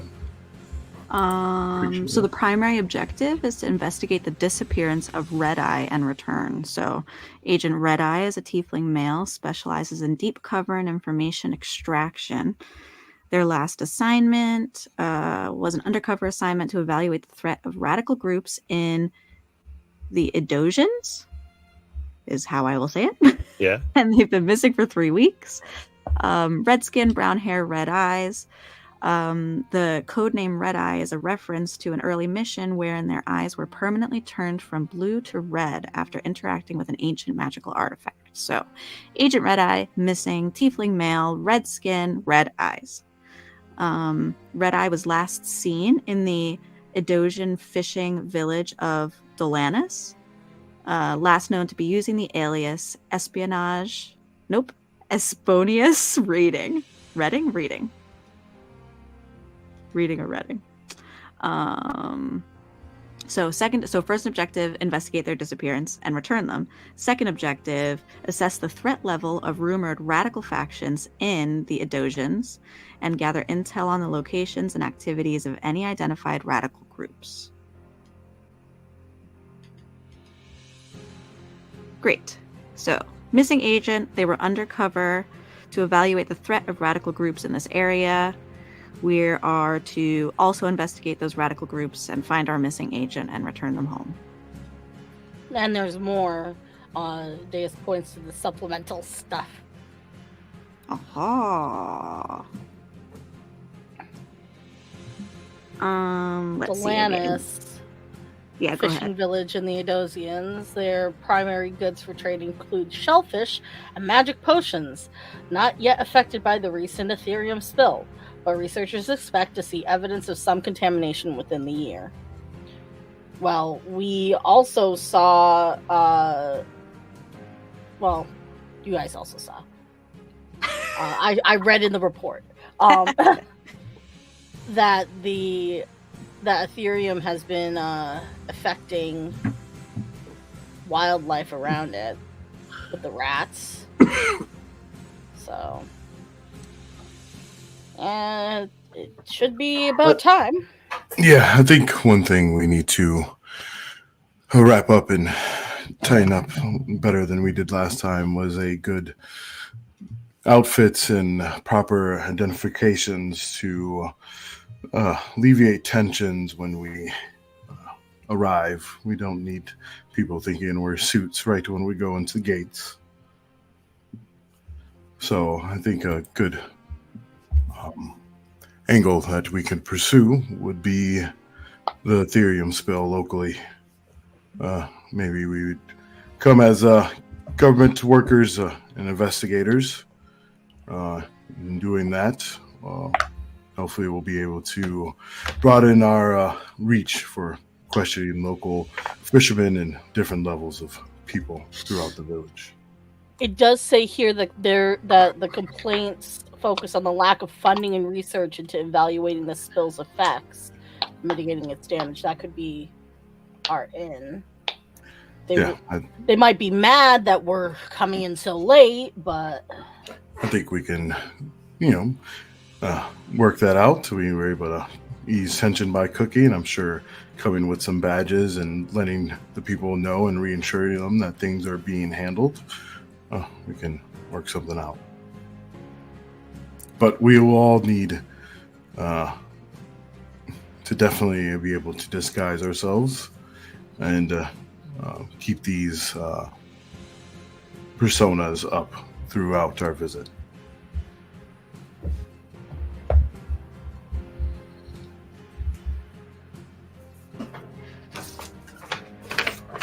So, what is going to be the name for our, I guess, coastal?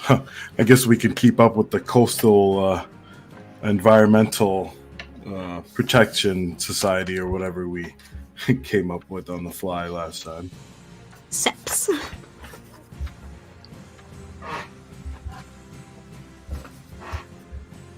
SEPS it is then. SEPS it is. Oh, I guess I made that an S for like service. It could be separate. Oh, I mean, but you could do a Coastal Environmental Protection Society. That Oh, cool. Yeah. Nice. Is this something that we are a part of that you made up? Yeah, because this is our cover story for going and investigating the spill and being able to talk to different people. Oh yes, throughout the okay, village. sorry. Yes. My brain did not connect those dots. All right. And I know that, Cora, you could make some paperwork, but it would be good to maybe get the chair to assist. And maybe it'll show that we're actually serious about what we're getting into this time. So you can do that up front. He can give you false identities as like his one help action.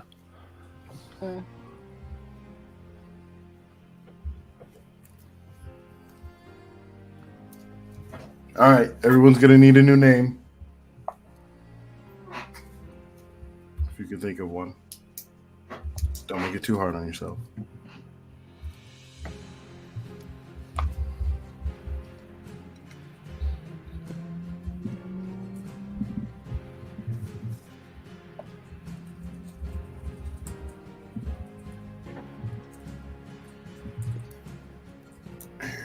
I don't remember what my fake name was last time, but I think it was something like that. To Cure James. Yeah. I'm gonna edit my name.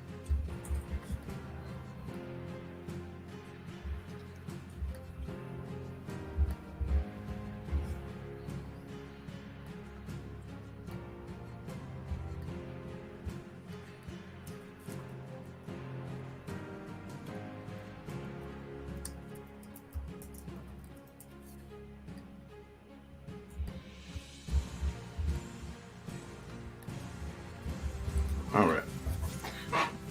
I guess you can all select your own, identities that you or roles that you want. Not ill.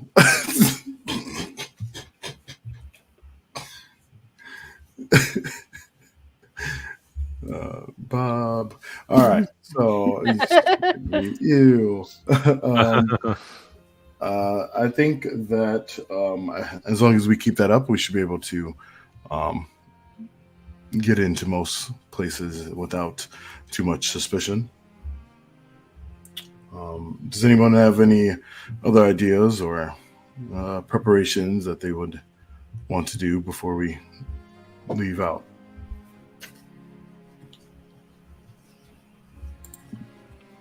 Think I'm good. I'm also all set. I think what I am going to do is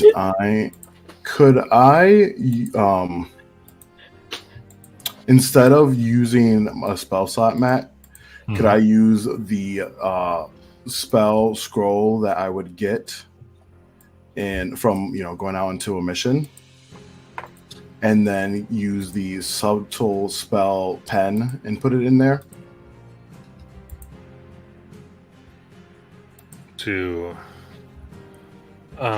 That sounds fine.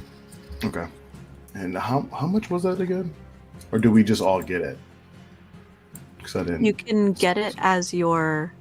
As the. item. Okay, cool, perfect. So I can get the spell and that item. That Yeah. That is perfect. Awesome. All right. And. Okay, I was gonna do just an easy offhand clairvoyance there. And now I'll be able to go off, I think, as an action then. So that'll be fun.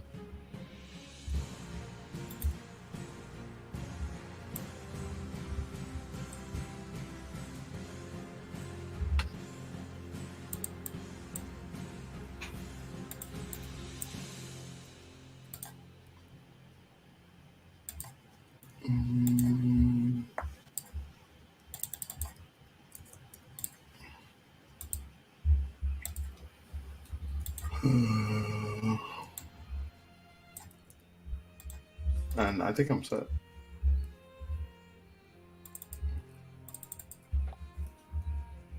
Okay.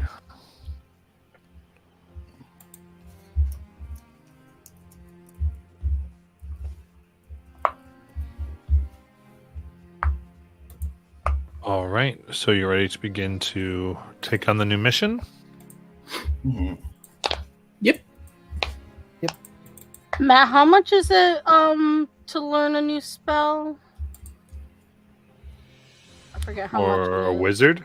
Yeah. You have to look. I think it's 50 gold per spell level or something like that. Okay.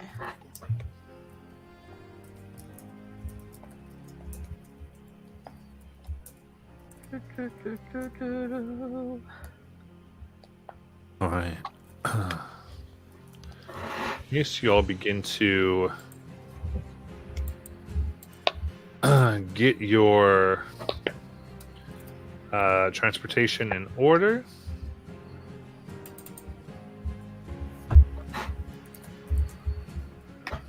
There.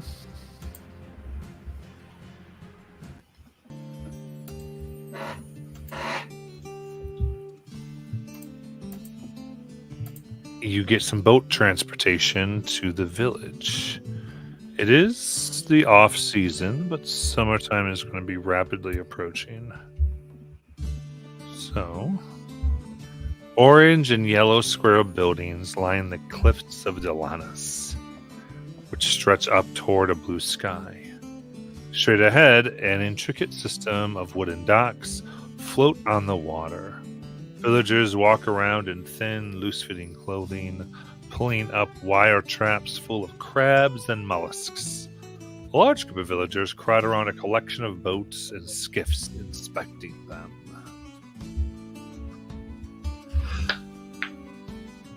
Boat pulls up to the docks, and what would you like to do?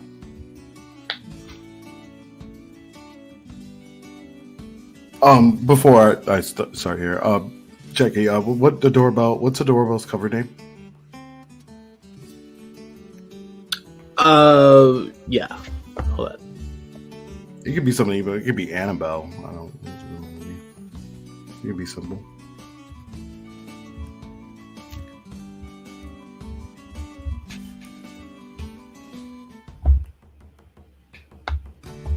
Oh, Riverbanks. Okay, cool. I like it. All right, so we, I guess we approach, and do you guys want to head to the dock? I guess first, and scope out the harbor. Well, or we could go for a swim and check out the ocean or the water. I mean, it is getting warmer, I guess. No, I mean we could take a look at the what's going on there. Oh, you just want to start right away? Then I guess we'd have to get a boat to rent, so we should probably head that way.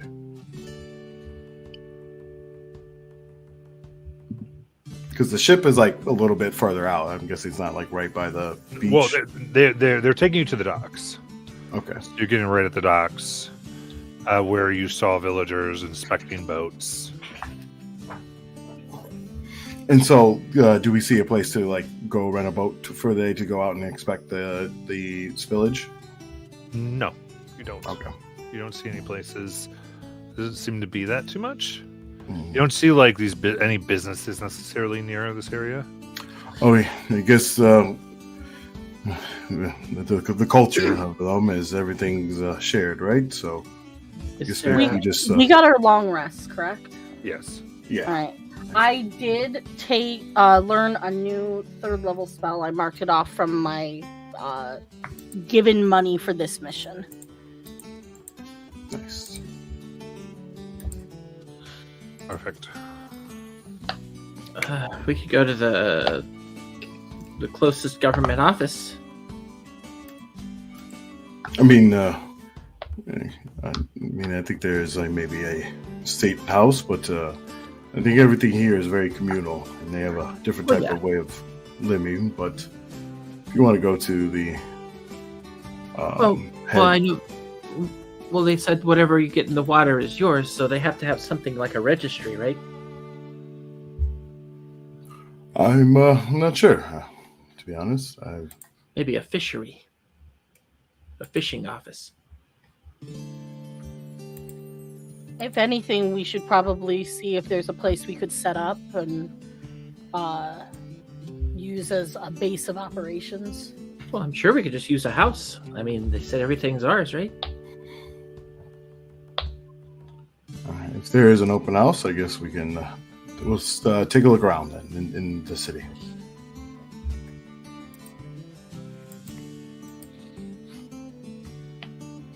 Okay. So you're bypassing the docks and going straight into like the town square. Yeah, looking for a place to. Yeah. Sounds good. Going past the busy. It looks like a lot of the village is working at the dock right now, and so going past them. The center of town is a sturdy dock arranged in a square around a stone statue that juts from the ocean. It has been carved to look like a school of fish swimming out of the sea. Dolans are out enjoying the sunlight and lovely weather. Stalls selling food and other treasures from the sea have been set up.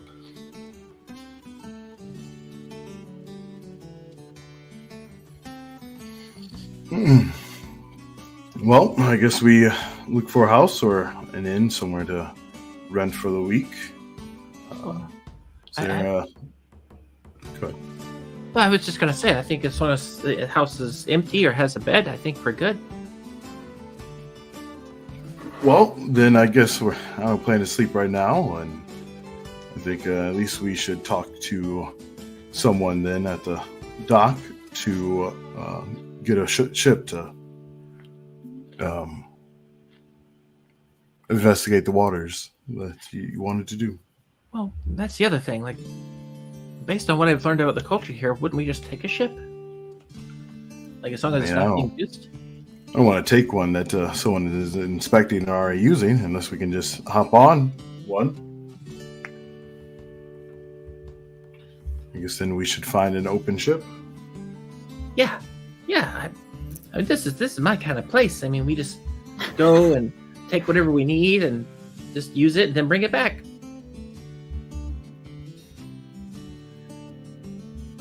Yeah, there's no I problem will with ownership. follow Riverbanks, who seems very eager to take things. Yeah. You do see there's a little girl who looks no older than 8 at her own stall here in the town square. And she does have a painted sign that reads Petrusetta's Potions. Potions. And it's hung above her stall. And she kind of sees all of you and waves, "Ah, newcomers! Hello. Do you want, you could get potions. Oh, I'm yes. selling my potions. Do you want potions? Do you want to breathe under what? Do you want to breathe underwater? Oh, we've already got that, but maybe we have something else you can get. Don't worry. I'm sure yours is just as good, though. Say, Wait, what's we that don't over all there? have that. I'll buy one. We do have all that deal. You have I- multiple? Yeah, I prepared it for you. Oh. Well, you just made them so sad. So Well, I'm going to encourage them. Hold on. What's that one over there? I just pointed at a random potion. Oh, this one. Well, I guess you don't need this one either. You can grow gills or claws. Oh no, we don't have that. Oh, okay. This one you can run longer. Over here you can climb on ceilings, and then my special one makes you really fast. Oh wow, how much are these? She's like, so she has a water breathing, ultra self, and long strider for 50 gold each. Oh, that That's- sounds fantastic. A spider climb for 100 gold, and a haste for 200 gold. I'll take it all. Amazing. So that is 350 gold. Jeez. Yep. Oh, 350 gold. I'm Supporting- a cook. supporting small and local businesses. That's very noble of you. I'd River? support any potion maker. So, Thank you. What are these? What are these actual potions? Or are they like lemonade? What did I get? They're full on potions. Oh, they are. Oh wow. Yeah. Oh crap. Oh crap! I didn't even know. Let me write those down, I guess. Well, I'm glad And to- in her particular thing is she seems very adept at putting magic into liquid form, and therefore delaying their casting. As you can tell, she looks almost like an elf, a little bit. She goes, "Thank you. I'm just trying to. This is going to be great. I'm going to eat this week." Wait a well, minute. I hope you can eat another week, and I'll buy one of the ones that make you really fast. This girl has a rare, very rare potion of speed. She's got a haste potion. That's a very rare potion. Yeah. All right. Yes. She needs to be. I mean, this So very specifically, the way these work is they are the spell as opposed to the potion. Okay. Okay. So they're a potion that one drunk you cast haste on yourself. Okay. So So I a got, little different than a potion of speed. gotcha. All right. So that's one haste, one potion breathing. I'm sorry, one water breathing, and then one. Bleh. Water breathing, ultra self, long strider, spider climb, and haste. Spider climb. It's almost like a scroll. Yeah. Yeah, it's basically a scroll that could be used by anybody. It's really sort of, Awesome. but you can only use it on yourself. Right. Cora's gonna buy the spider climb one. Nice. And she's also gonna lean down and sort of get like, the same like level or whatever as the kid, and she'll be like, wow, you really know your stuff. I mean, me and my friend Adora, we study this. We went to school. Oh, I mean my friend River. Nurse Banks. We went to school for this stuff and it's really hard to do. But Thank you're you. really good at it. My parents taught me to, well, when they were around, I guess. This before we lived in that spill that everyone talks about. We all evacuated, and I never saw them after. Oh, wow. We are actually here to investigate and hopefully clean up that spill. Would you like to teach me how to make potions?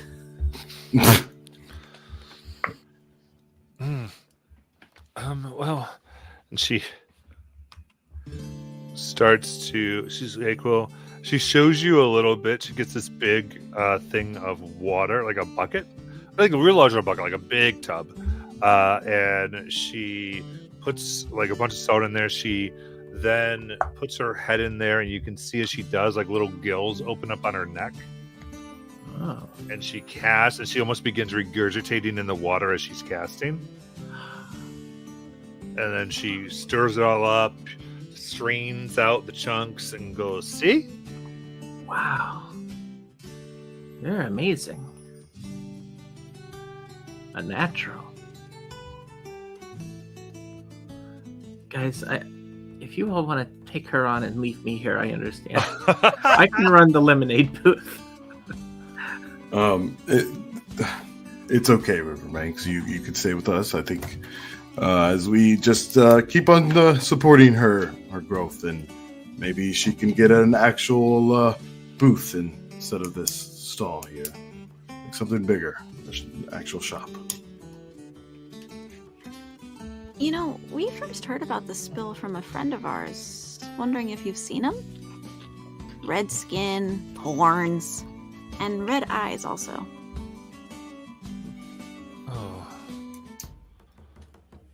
Oh, Asponius. Yes, that is him. Right. He was so active, always helping everybody out. He arrived and jumped into everything. It sounds like him. Always the helpful one. That's why he tipped us off. Do you haven't seen him lately? No. Not in a while. How long you think? About 1 moon, half Maybe moon? 14 days. Okay. Well, that is quite some time. When's the last you heard about him? Last job he might have done.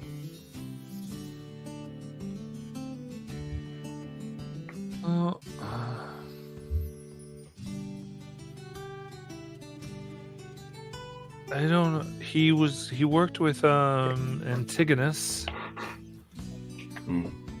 And he lived, and starts to give you kind of the general area in which he lived. Okay.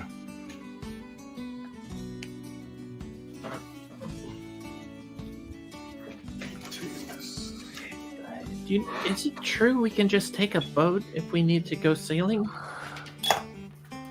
Well, if you help in it, Like right now, everyone's at the shore fixing the boats for the summer.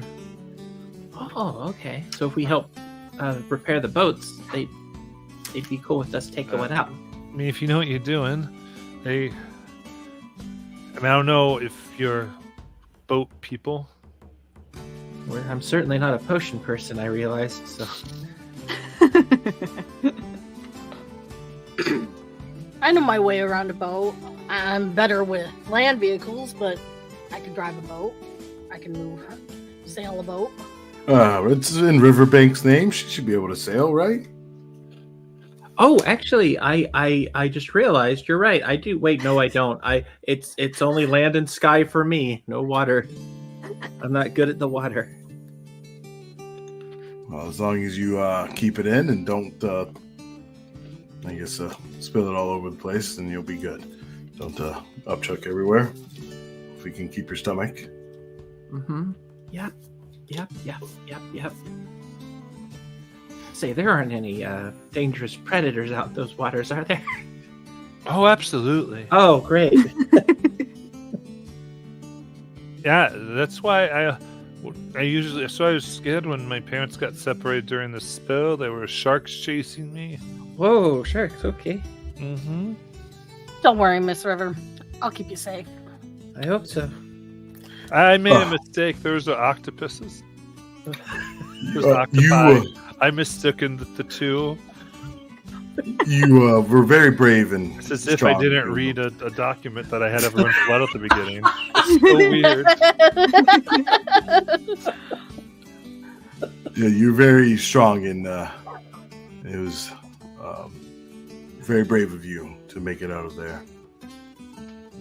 Mm-hmm. And, oh my gosh, I keep muting myself.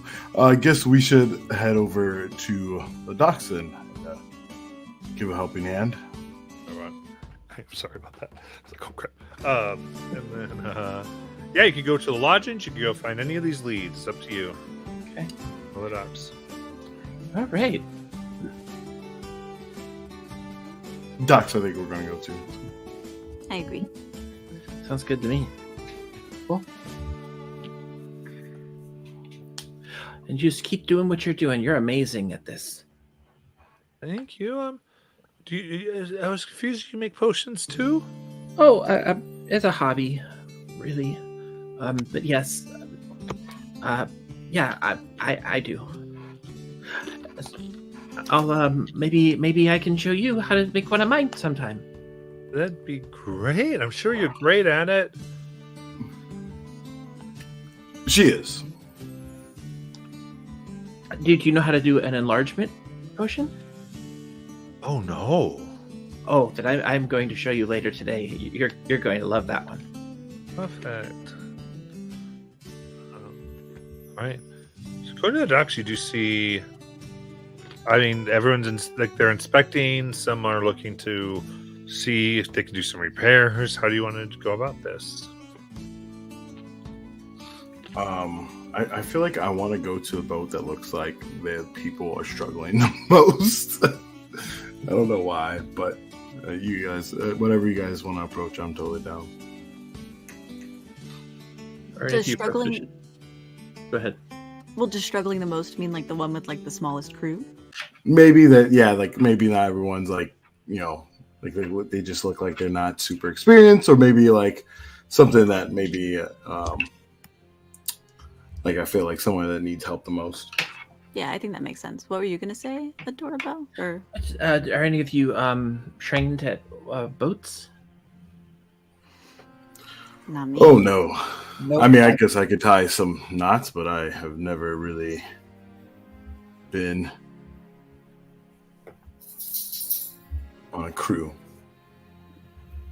I can't either. I'm afraid of water. Dingus? I'm trained with boats. Oh, good.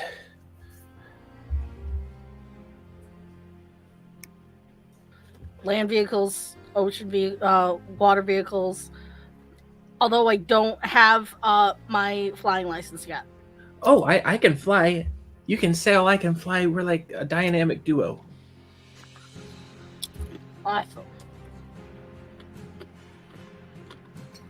All right. Well, I guess let's find a new crew for the day.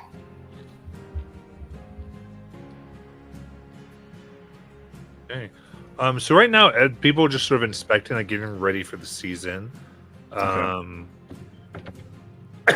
Go ahead and I was sort of gruff, like, what, you think you know about boats? But if Dave, you want to try a repair, you can give me an intelligence check with proficiency. Okie dokie.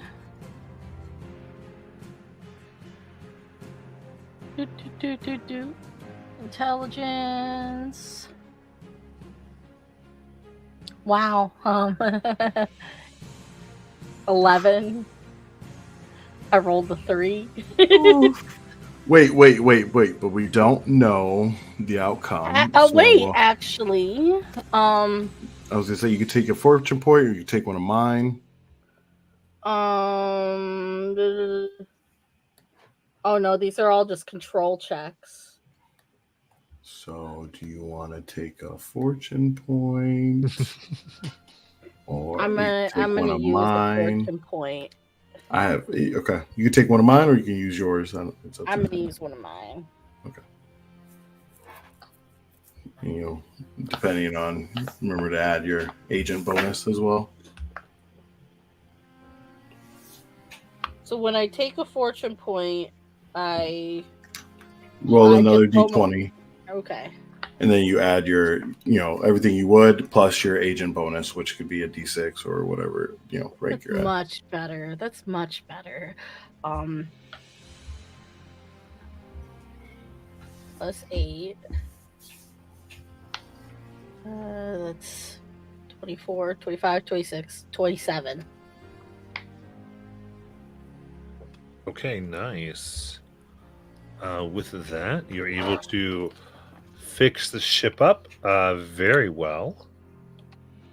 And this woman comes over, older. Look at this.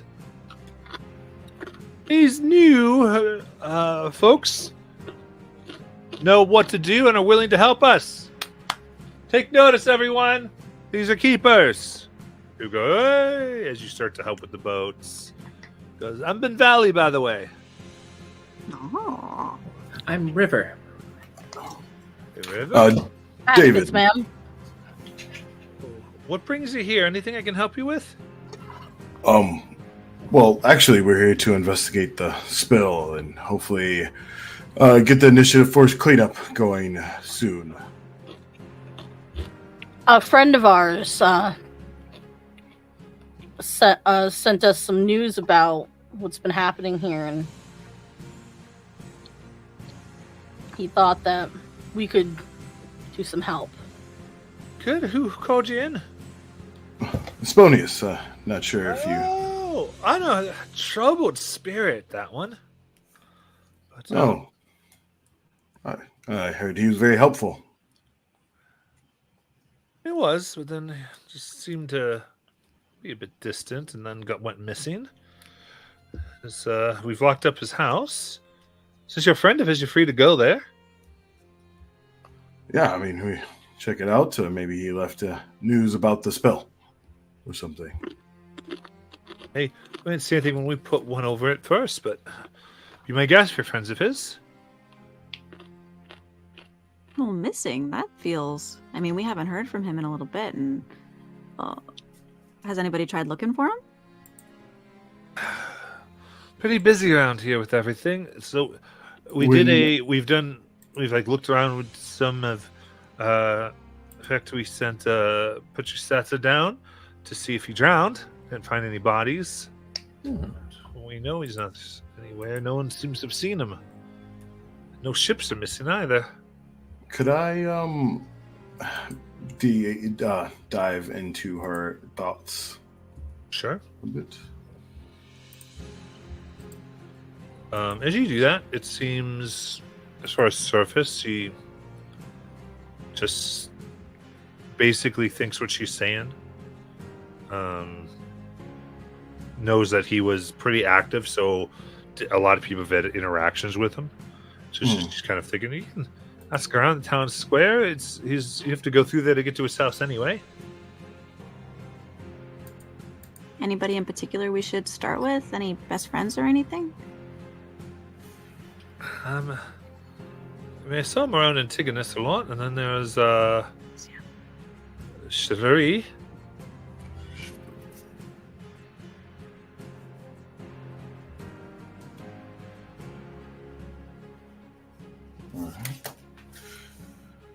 Well, thank you. What do you do around here? Wait, I organize really the on season and a little bit of a. They look to me as a type of leader, I guess. Oh, it's a lot of work, I'm sure. But I'm mostly in charge of this. I've tended to the skiffs all my life. You have a lot of knowledge to share. I'm sure we could learn a lot from you. I'm glad to all help. I just thought you're here to take what you could from our from Edosian's bounty. Oh no! You're here to help. I mean, you already helped. Yeah, we don't like to leave. We like to leave places better than we found it. Usually. She smiles and she pats you on the shoulder hard. That's right. Good. And I think I speak for all of us when I say we're pretty eager to get out there and research. When we're ready to head out, do you think you could help us get a boat? Sure. It's all going. You can probably take whatever you need. Just bring it back. Of course.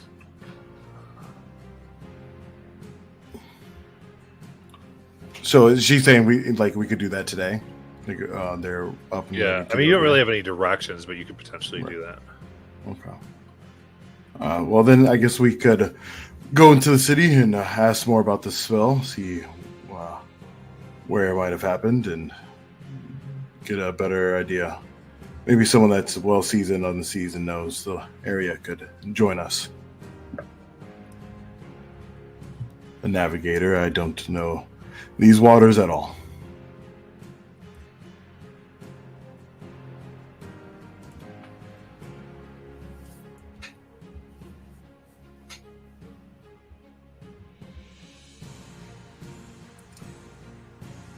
So you guys want to go in the inner city and or check around the docks to see if we can find a navigator, and then Well, wouldn't they be maybe they have a leisure place around here. We could maybe find sailors, right? Isn't that where you find sailors? That's what other books say.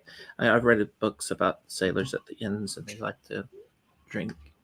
Yeah, we could go to a tavern. I'm sure there'll be plenty there. Great. I can't wait.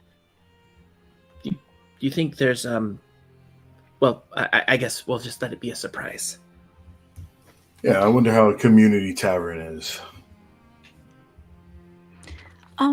Maybe a above table question, Matt, but the Sea of Sorrows, because that's where the spill is in the Sea of Sorrows, but it says in the text that it hasn't yet reached where we are. Right. So is going to it feasible, or is that very far away if the water hasn't yet, if the pollutants haven't yet? I mean, it's pretty far away. Okay.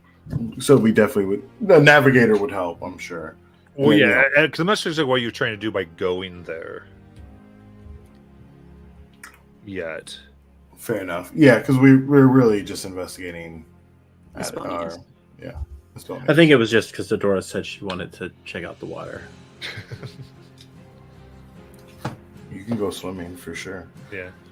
I mean, it's a far right now. So what you see right now is there's still the process is repairing the ships to probably make it out that way. Right. But they're still it's just. I mean, you are helping a lot, so it is getting going. But Gotcha. how you want to do? Well, I think one thing we should look for is maybe his friend Antigonus to have more information. I agree, and I imagine we said goodbye, right, to Benvali, we have some distance from her. Yeah.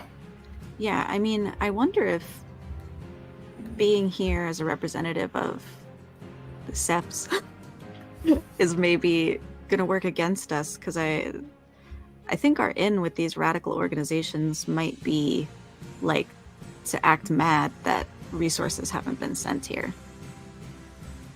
Well, they don't seem upset with us yet, just helping out. I guess we've only said that we've been trying to investigate. But Yeah, I think I think we shouldn't pull out our badges unless right. Yeah. Right, we need something. Yeah. And if What's up? anything, if anything, we could be potentially people who are upset with our own bureaucratic nonsense. Right, exactly. Like independent researchers. Yeah. But we'll head to the city and maybe check around his house, and if you get hold of one of his valuables, Cora, are you able to find him easily here, or is that No, but Deus, is that something you could do? possibly? I actually don't even know if I'm that level yet, to be honest. I guess I could try with clairvoyance. That could give us some idea, but I was maybe going to use that, or not clairvoyance, but what do you call it? Divination whip. That's later. Oh, I guess, I mean, in theory, Clue could help. Like, if I had something he's touched. Right. But- That's what I thought. I knew you had something that could like show footprints or something. Yeah, I can. I thought you meant like a locate person or something. Gotcha. Which I don't have anything like that. But yeah, I do have Clue. But it's only in like a limited radius, so it wouldn't like take us Okay. across town. I got you. Yeah. But it could be useful. Yeah, for sure. I agree. I'm all Oh. for checking out the house, and I'm less good with people, so do we want to do 2 different search parties, or do we all want to stick together? I mean, I guess we can all go together. I'm down if you guys are down. Yeah. Cool. All right, let's go head to the house. All right. Going through the town square, if you ask a bit, you do see that people generally like Desponius. You do keep hearing that Antigonus visited with them quite often. Okay. Do we know? Do we get to? Are we able to ask and determine maybe where Antigonus lives and works at a lot? Yeah, he's actually like right in the square area, Okay. selling fish. Oh, But you can definitely still go to the house first. Depends what you want to yeah. We'll go to the house first and then ask some questions. Hopefully, maybe the I house will agree. give us some more details. I agree. So, Red Eye's room is in almost perfect order. The bed is made, the shelves are bare, and the nightstand is empty except for an empty glass. Several pens and a small portrait in a stand-up frame. The room is still. In searching, you can see that the clothes and personal effects are packed neatly away. There's inconspicuous clothing, toiletries, and the like. Are those pens and things on the table normal things, or maybe are agent things? Looking. The pens look simple. The portrait is of a tiefling child. It almost looks like it'd be the perfect likeness of a young Red Eye if it weren't for the child's eyes being blue. Well, which they were frame- blue. The frame there is thick and heavy. I'll look at it and lift it. You lift it. Things kind of move around as if there's something inside.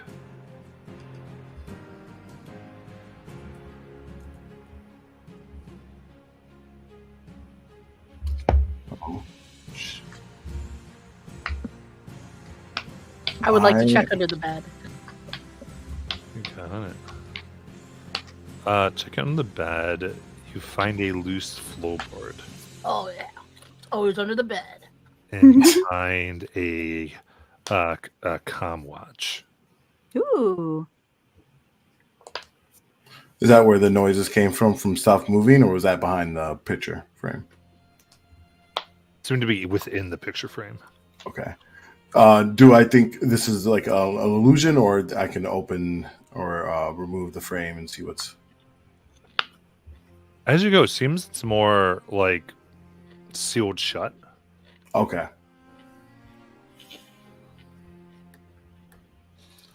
I don't want to break this off, and I'm not really skilled with unlocking things. Does anyone... Well, what kind of ceiling is it? I'm very good at that.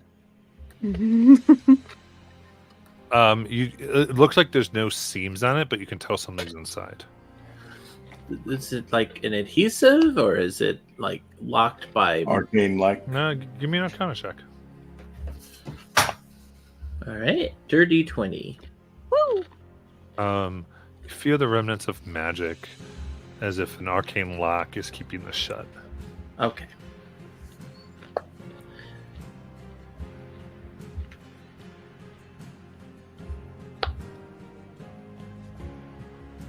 I could help with an adhesive, but not with that.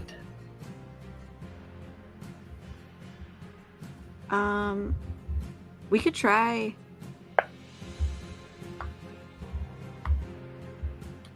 Well,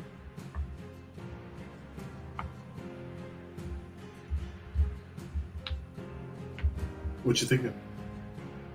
I was wondering if there was anything we could guess what the password was, but maybe not. Like I was wondering if like we had the name of that mission where his eyes changed color or something, and we don't.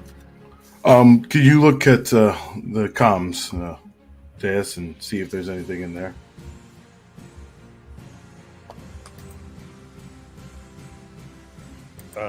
Investigating the comms, it looks like it would take you back. It would connect you to a dispatcher, probably the one he was working through. Gotcha. Let's see.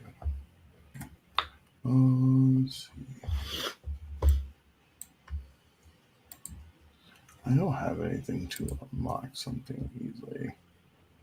No knock. No knock for me. I took arcane lock though.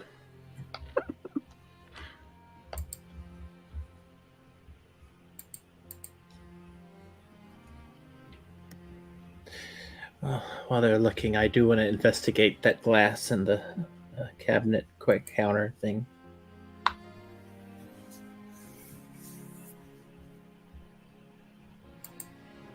Okay.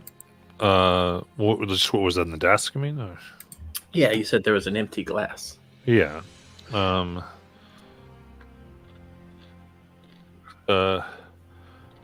glass. Nothing overly stands up about it.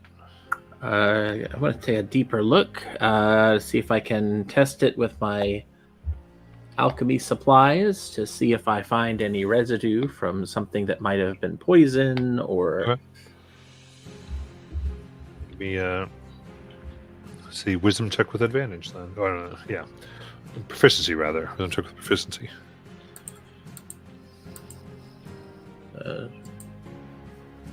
Let me wrap my head around that. You said wisdom? Wisdom with proficiency, yeah. It wouldn't be intelligence.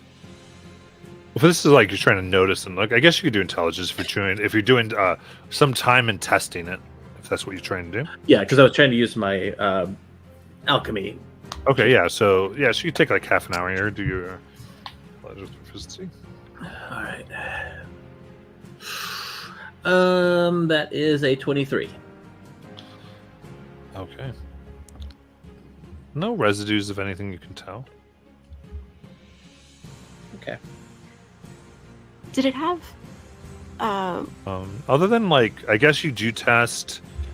There's like a little bit of as if like ink was in here, or had been Okay. washed away in here. So probably not a drinking glass.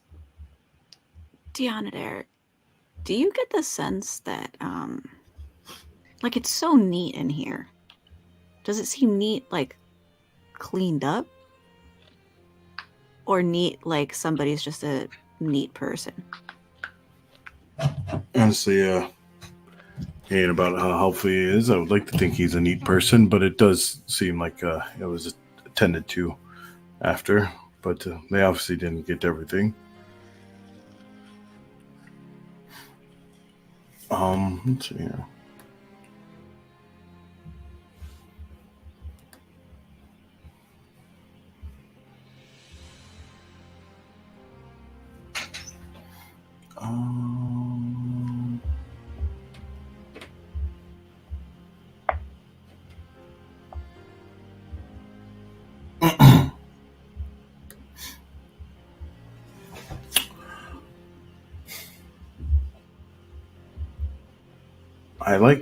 I kind of like just want to like puncture and see if I can go through this frame, but if I like start poking around at the portrait itself, am I able to like see, like, is there a because you said there's there is a password for it or passcode? I mean, you know it's arcane lock. Okay. Gotcha. Arcane lock is you can say the password near Okay, it, I'm trying to see. and it'll unlock it. Right. I'm trying to see. Because I don't think you can. Because I don't think you can. You can't dispel arcane lock, right? Yeah. Well, it says until dispelled, which I think it's impassable until it's broken or the spell is dispelled or suppressed. I guess I didn't take it today, but I guess I could do it tomorrow. Why don't we just try breaking it? If you want, yes, yeah, you can. You know, arcane lock does reinforce it quite a bit. Right. But I guess I do have this, and I will grab a nifty crowbar. And I don't know if I'm the strongest person here, but I have a +1. Ology has +4. Oh yeah, Ology's strong. That's why. A door. When you were doing your ink, you noticed as you were doing the things of ink, you do look at the pens, and there's a black, red, and blue pen. The black pen has more ink than the red and blue. Ooh. Okay.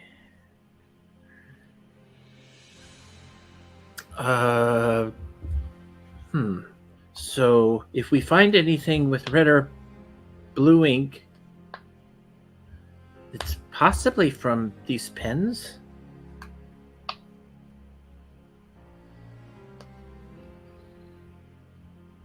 Is there like a garbage can in here? Yeah.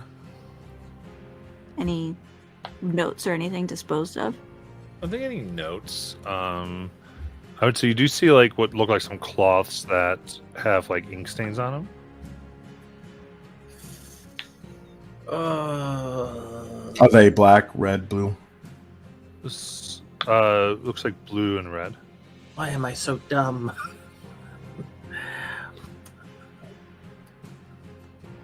Yeah, let's look at it. Let's look at that. Let me see that.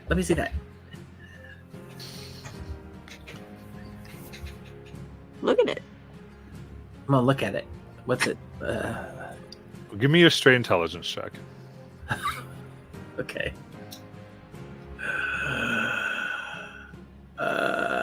16. Okay. So you notice that the portrait was of them with blue eyes. Right. And you know that their eyes used to be a stunning blue until an on-the-job incident turned them red. Right. I remember that. Okay. Guys, are you thinking what I'm thinking? You Someone- want to color the eyes red. Well, no, somebody's posing as him. Or are they, I don't know. The GM's laughing, so maybe that's not it. Maybe it's that they drew a picture of him and maybe the painting. The painting. It's got a face, so we got to put the red and blue eye on it, right? Just try to color the eyes red and see what happens. I don't know. The GM's still halfing, but I'm gonna try it. Okay. You color the eyes in red, and the frame breaks open. Ah. I think it was supposed to be blue. Oh, Inside, It was blue before. yeah. Oh. I was just kidding. There's sometimes you're just like, I think the players have checked out. So a little bit they're not quite used to what's going on. I was like, I looked at the pens and I didn't realize they were all different colors. They were like, they're normal pens. I was like, okay.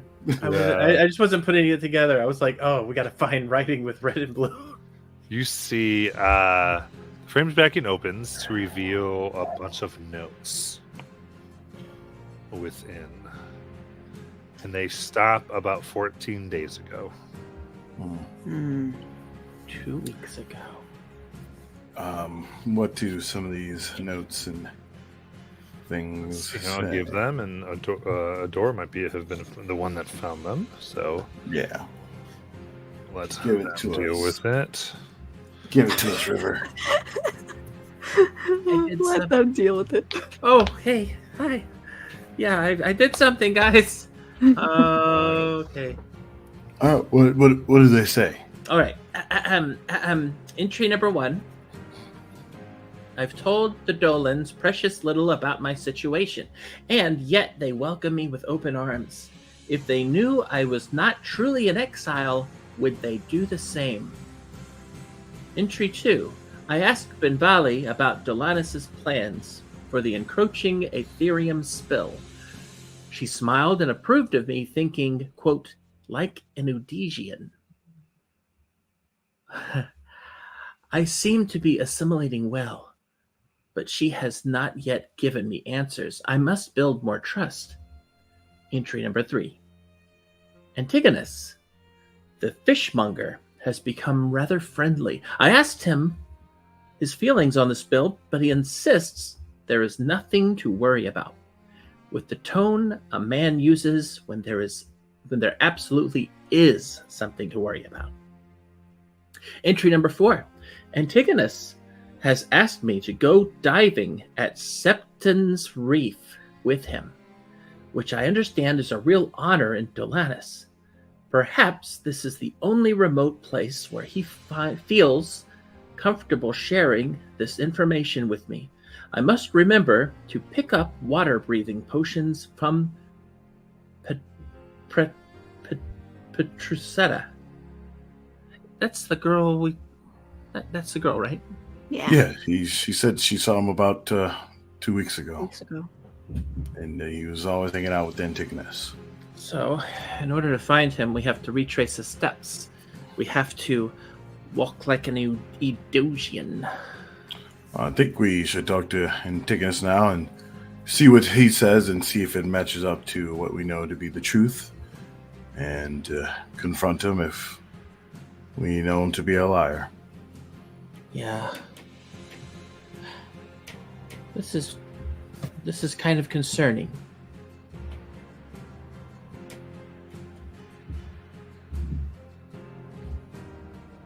Well, it's part of the job, and we must continue to investigate. So, who is hungry for a fish?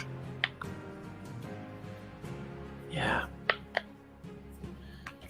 He is selling out there, and guess hopefully maybe we can get some more questions out of this and figure out what's stinking in this fishy situation. Oh, sure, we laugh at that, but not walk like an Edosian? Come on. I like that. I didn't get it till the second time.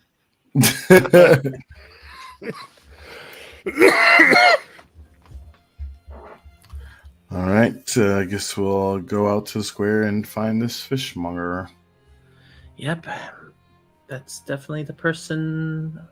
Well, other than did we ask Petrus did we ask her if he had anyone with him?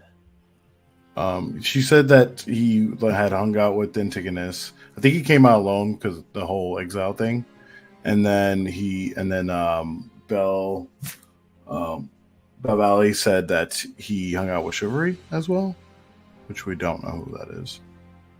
Okay. On her, she didn't mention seeing him with anybody the last time she saw him. Like if Antigonus was with him buying the potion or not. And what about Benvali? What about him? That was the lady at the harbor that we met. Okay. Oh, that's right. Okay. Yeah. Putting it together in my head. Got it. All right. Okay. Yeah, let's go. Unless, wait, no, we haven't finished investigating the room. Have we? I mean, we can investigate further if you want to search Yeah. thoroughly in the desk and things. What's the furniture left in the room, Matt, that we haven't? Just really a bed and that desk chair. So Check it's a in small with room. the- You feel like you've like searched it. You found the comm watch. You've kind of looked at most things. Okay. All right. We'll wipe it up and paint the eyes blue. Yep.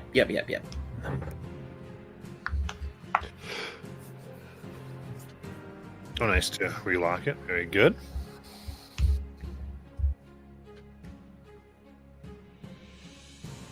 All right. So you wanted to go to Antigonus's thing? Mm-hmm.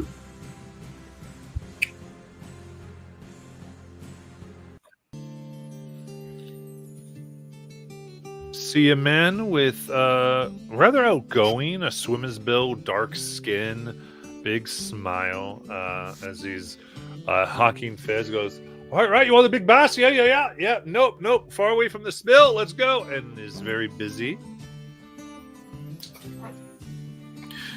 Hey, it's a fine haul you have. Oh, thanks. Best way to make a living here. Only thing we get to keep anyway. That's good.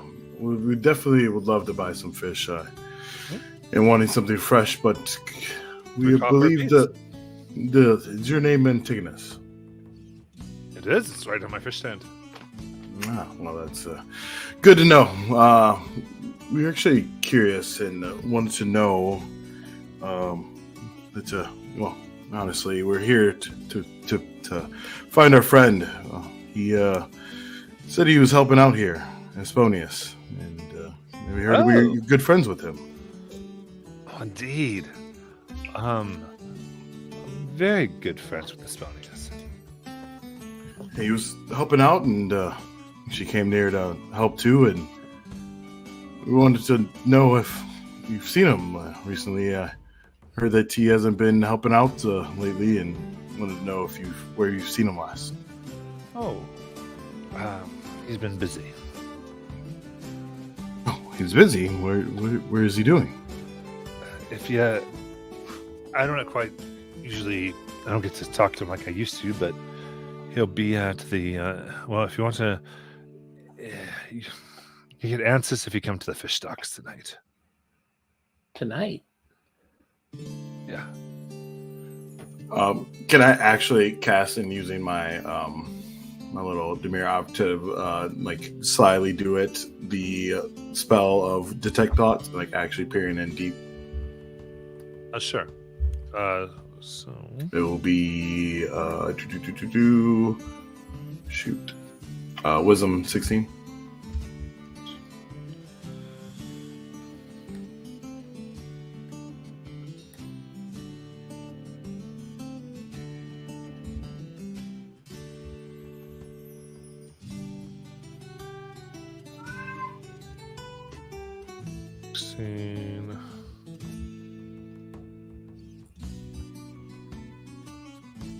Peering into the thoughts.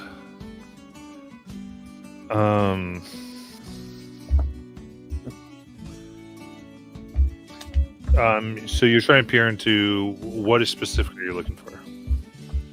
Like, so I want to know, like, if they trying to like set us up, or they actually do know where Esponius is, and he actually can meet with us tonight, or something like that. Mhm. Basically. Yeah.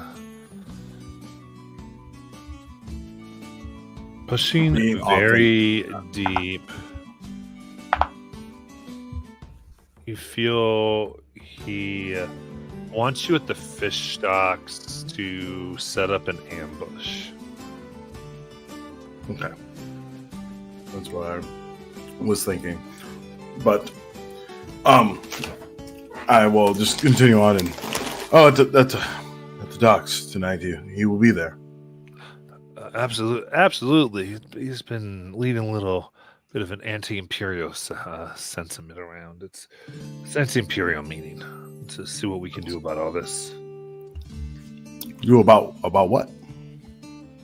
Oh, the spell. Oh, I gotcha. Is it messing with your fishing at all? It is, unfortunately. It's putting a lot of people out. Can't go all the way out there, but like I said, there's a lot will be said tonight. We'll figure a lot out, hopefully together. Oh, yeah, sure. We'll meet you out there for what time?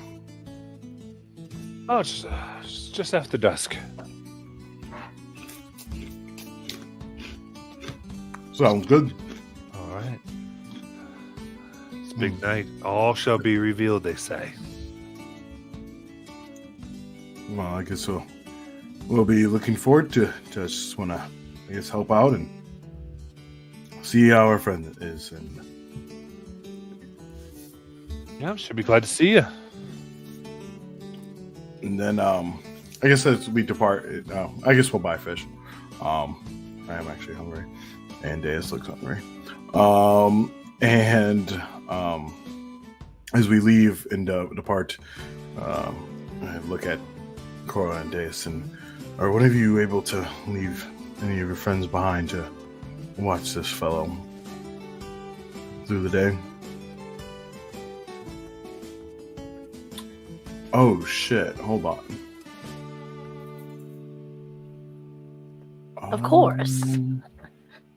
Yeah, because cover rounds is only 10 minutes, so if one of you guys could leave your familiar or something be around, or if even one of them could be invisible, that would be useful.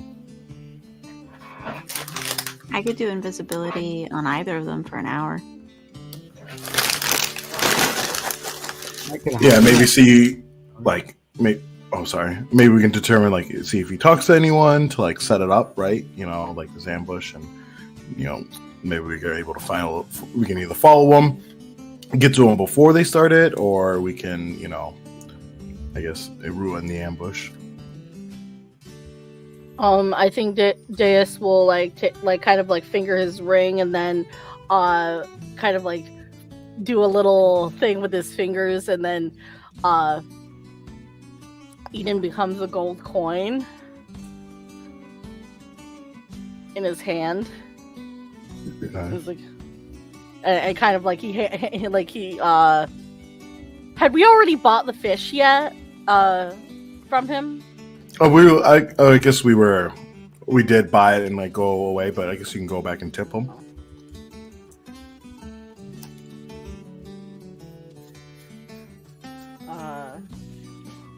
Yeah. And basically, I'm gonna leave Eden with him as a gold coin. Oh. Very cool.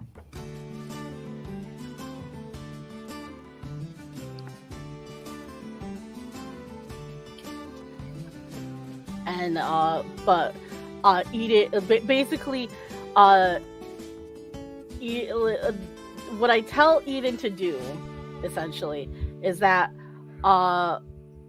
when if he puts Eden like in his pocket or something to adhere to his pocket, but if he puts them in like a bag of other coins, don't adhere to the other coins, no matter how much you want to.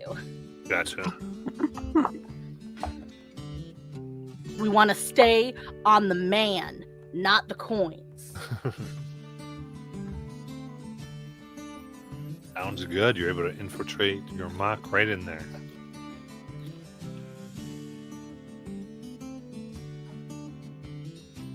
What next?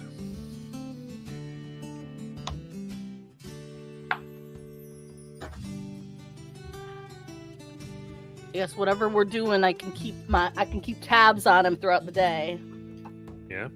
I think maybe we want to just go out, find some lodging. But the main thing is we're kind of watching this guy, see if he talks to anyone to set up the ambush in the next hour or so, and get ahead of the game, I guess. We could go check out Septon's Reef. But I think it's like secluded. We don't it's kind of secret. Yeah, you do know that the way one would go there would be by Little Neck Beach. Okay. We could try to sneak there. Just scope it out. Yeah, we could definitely do that. I think it's probably a good place for us to call it for tonight, and then come back to that as you investigate for next week. Okay. Further, so I'm watching. Thank you so much, and we'll see you next week. Woo! Bye. Bye.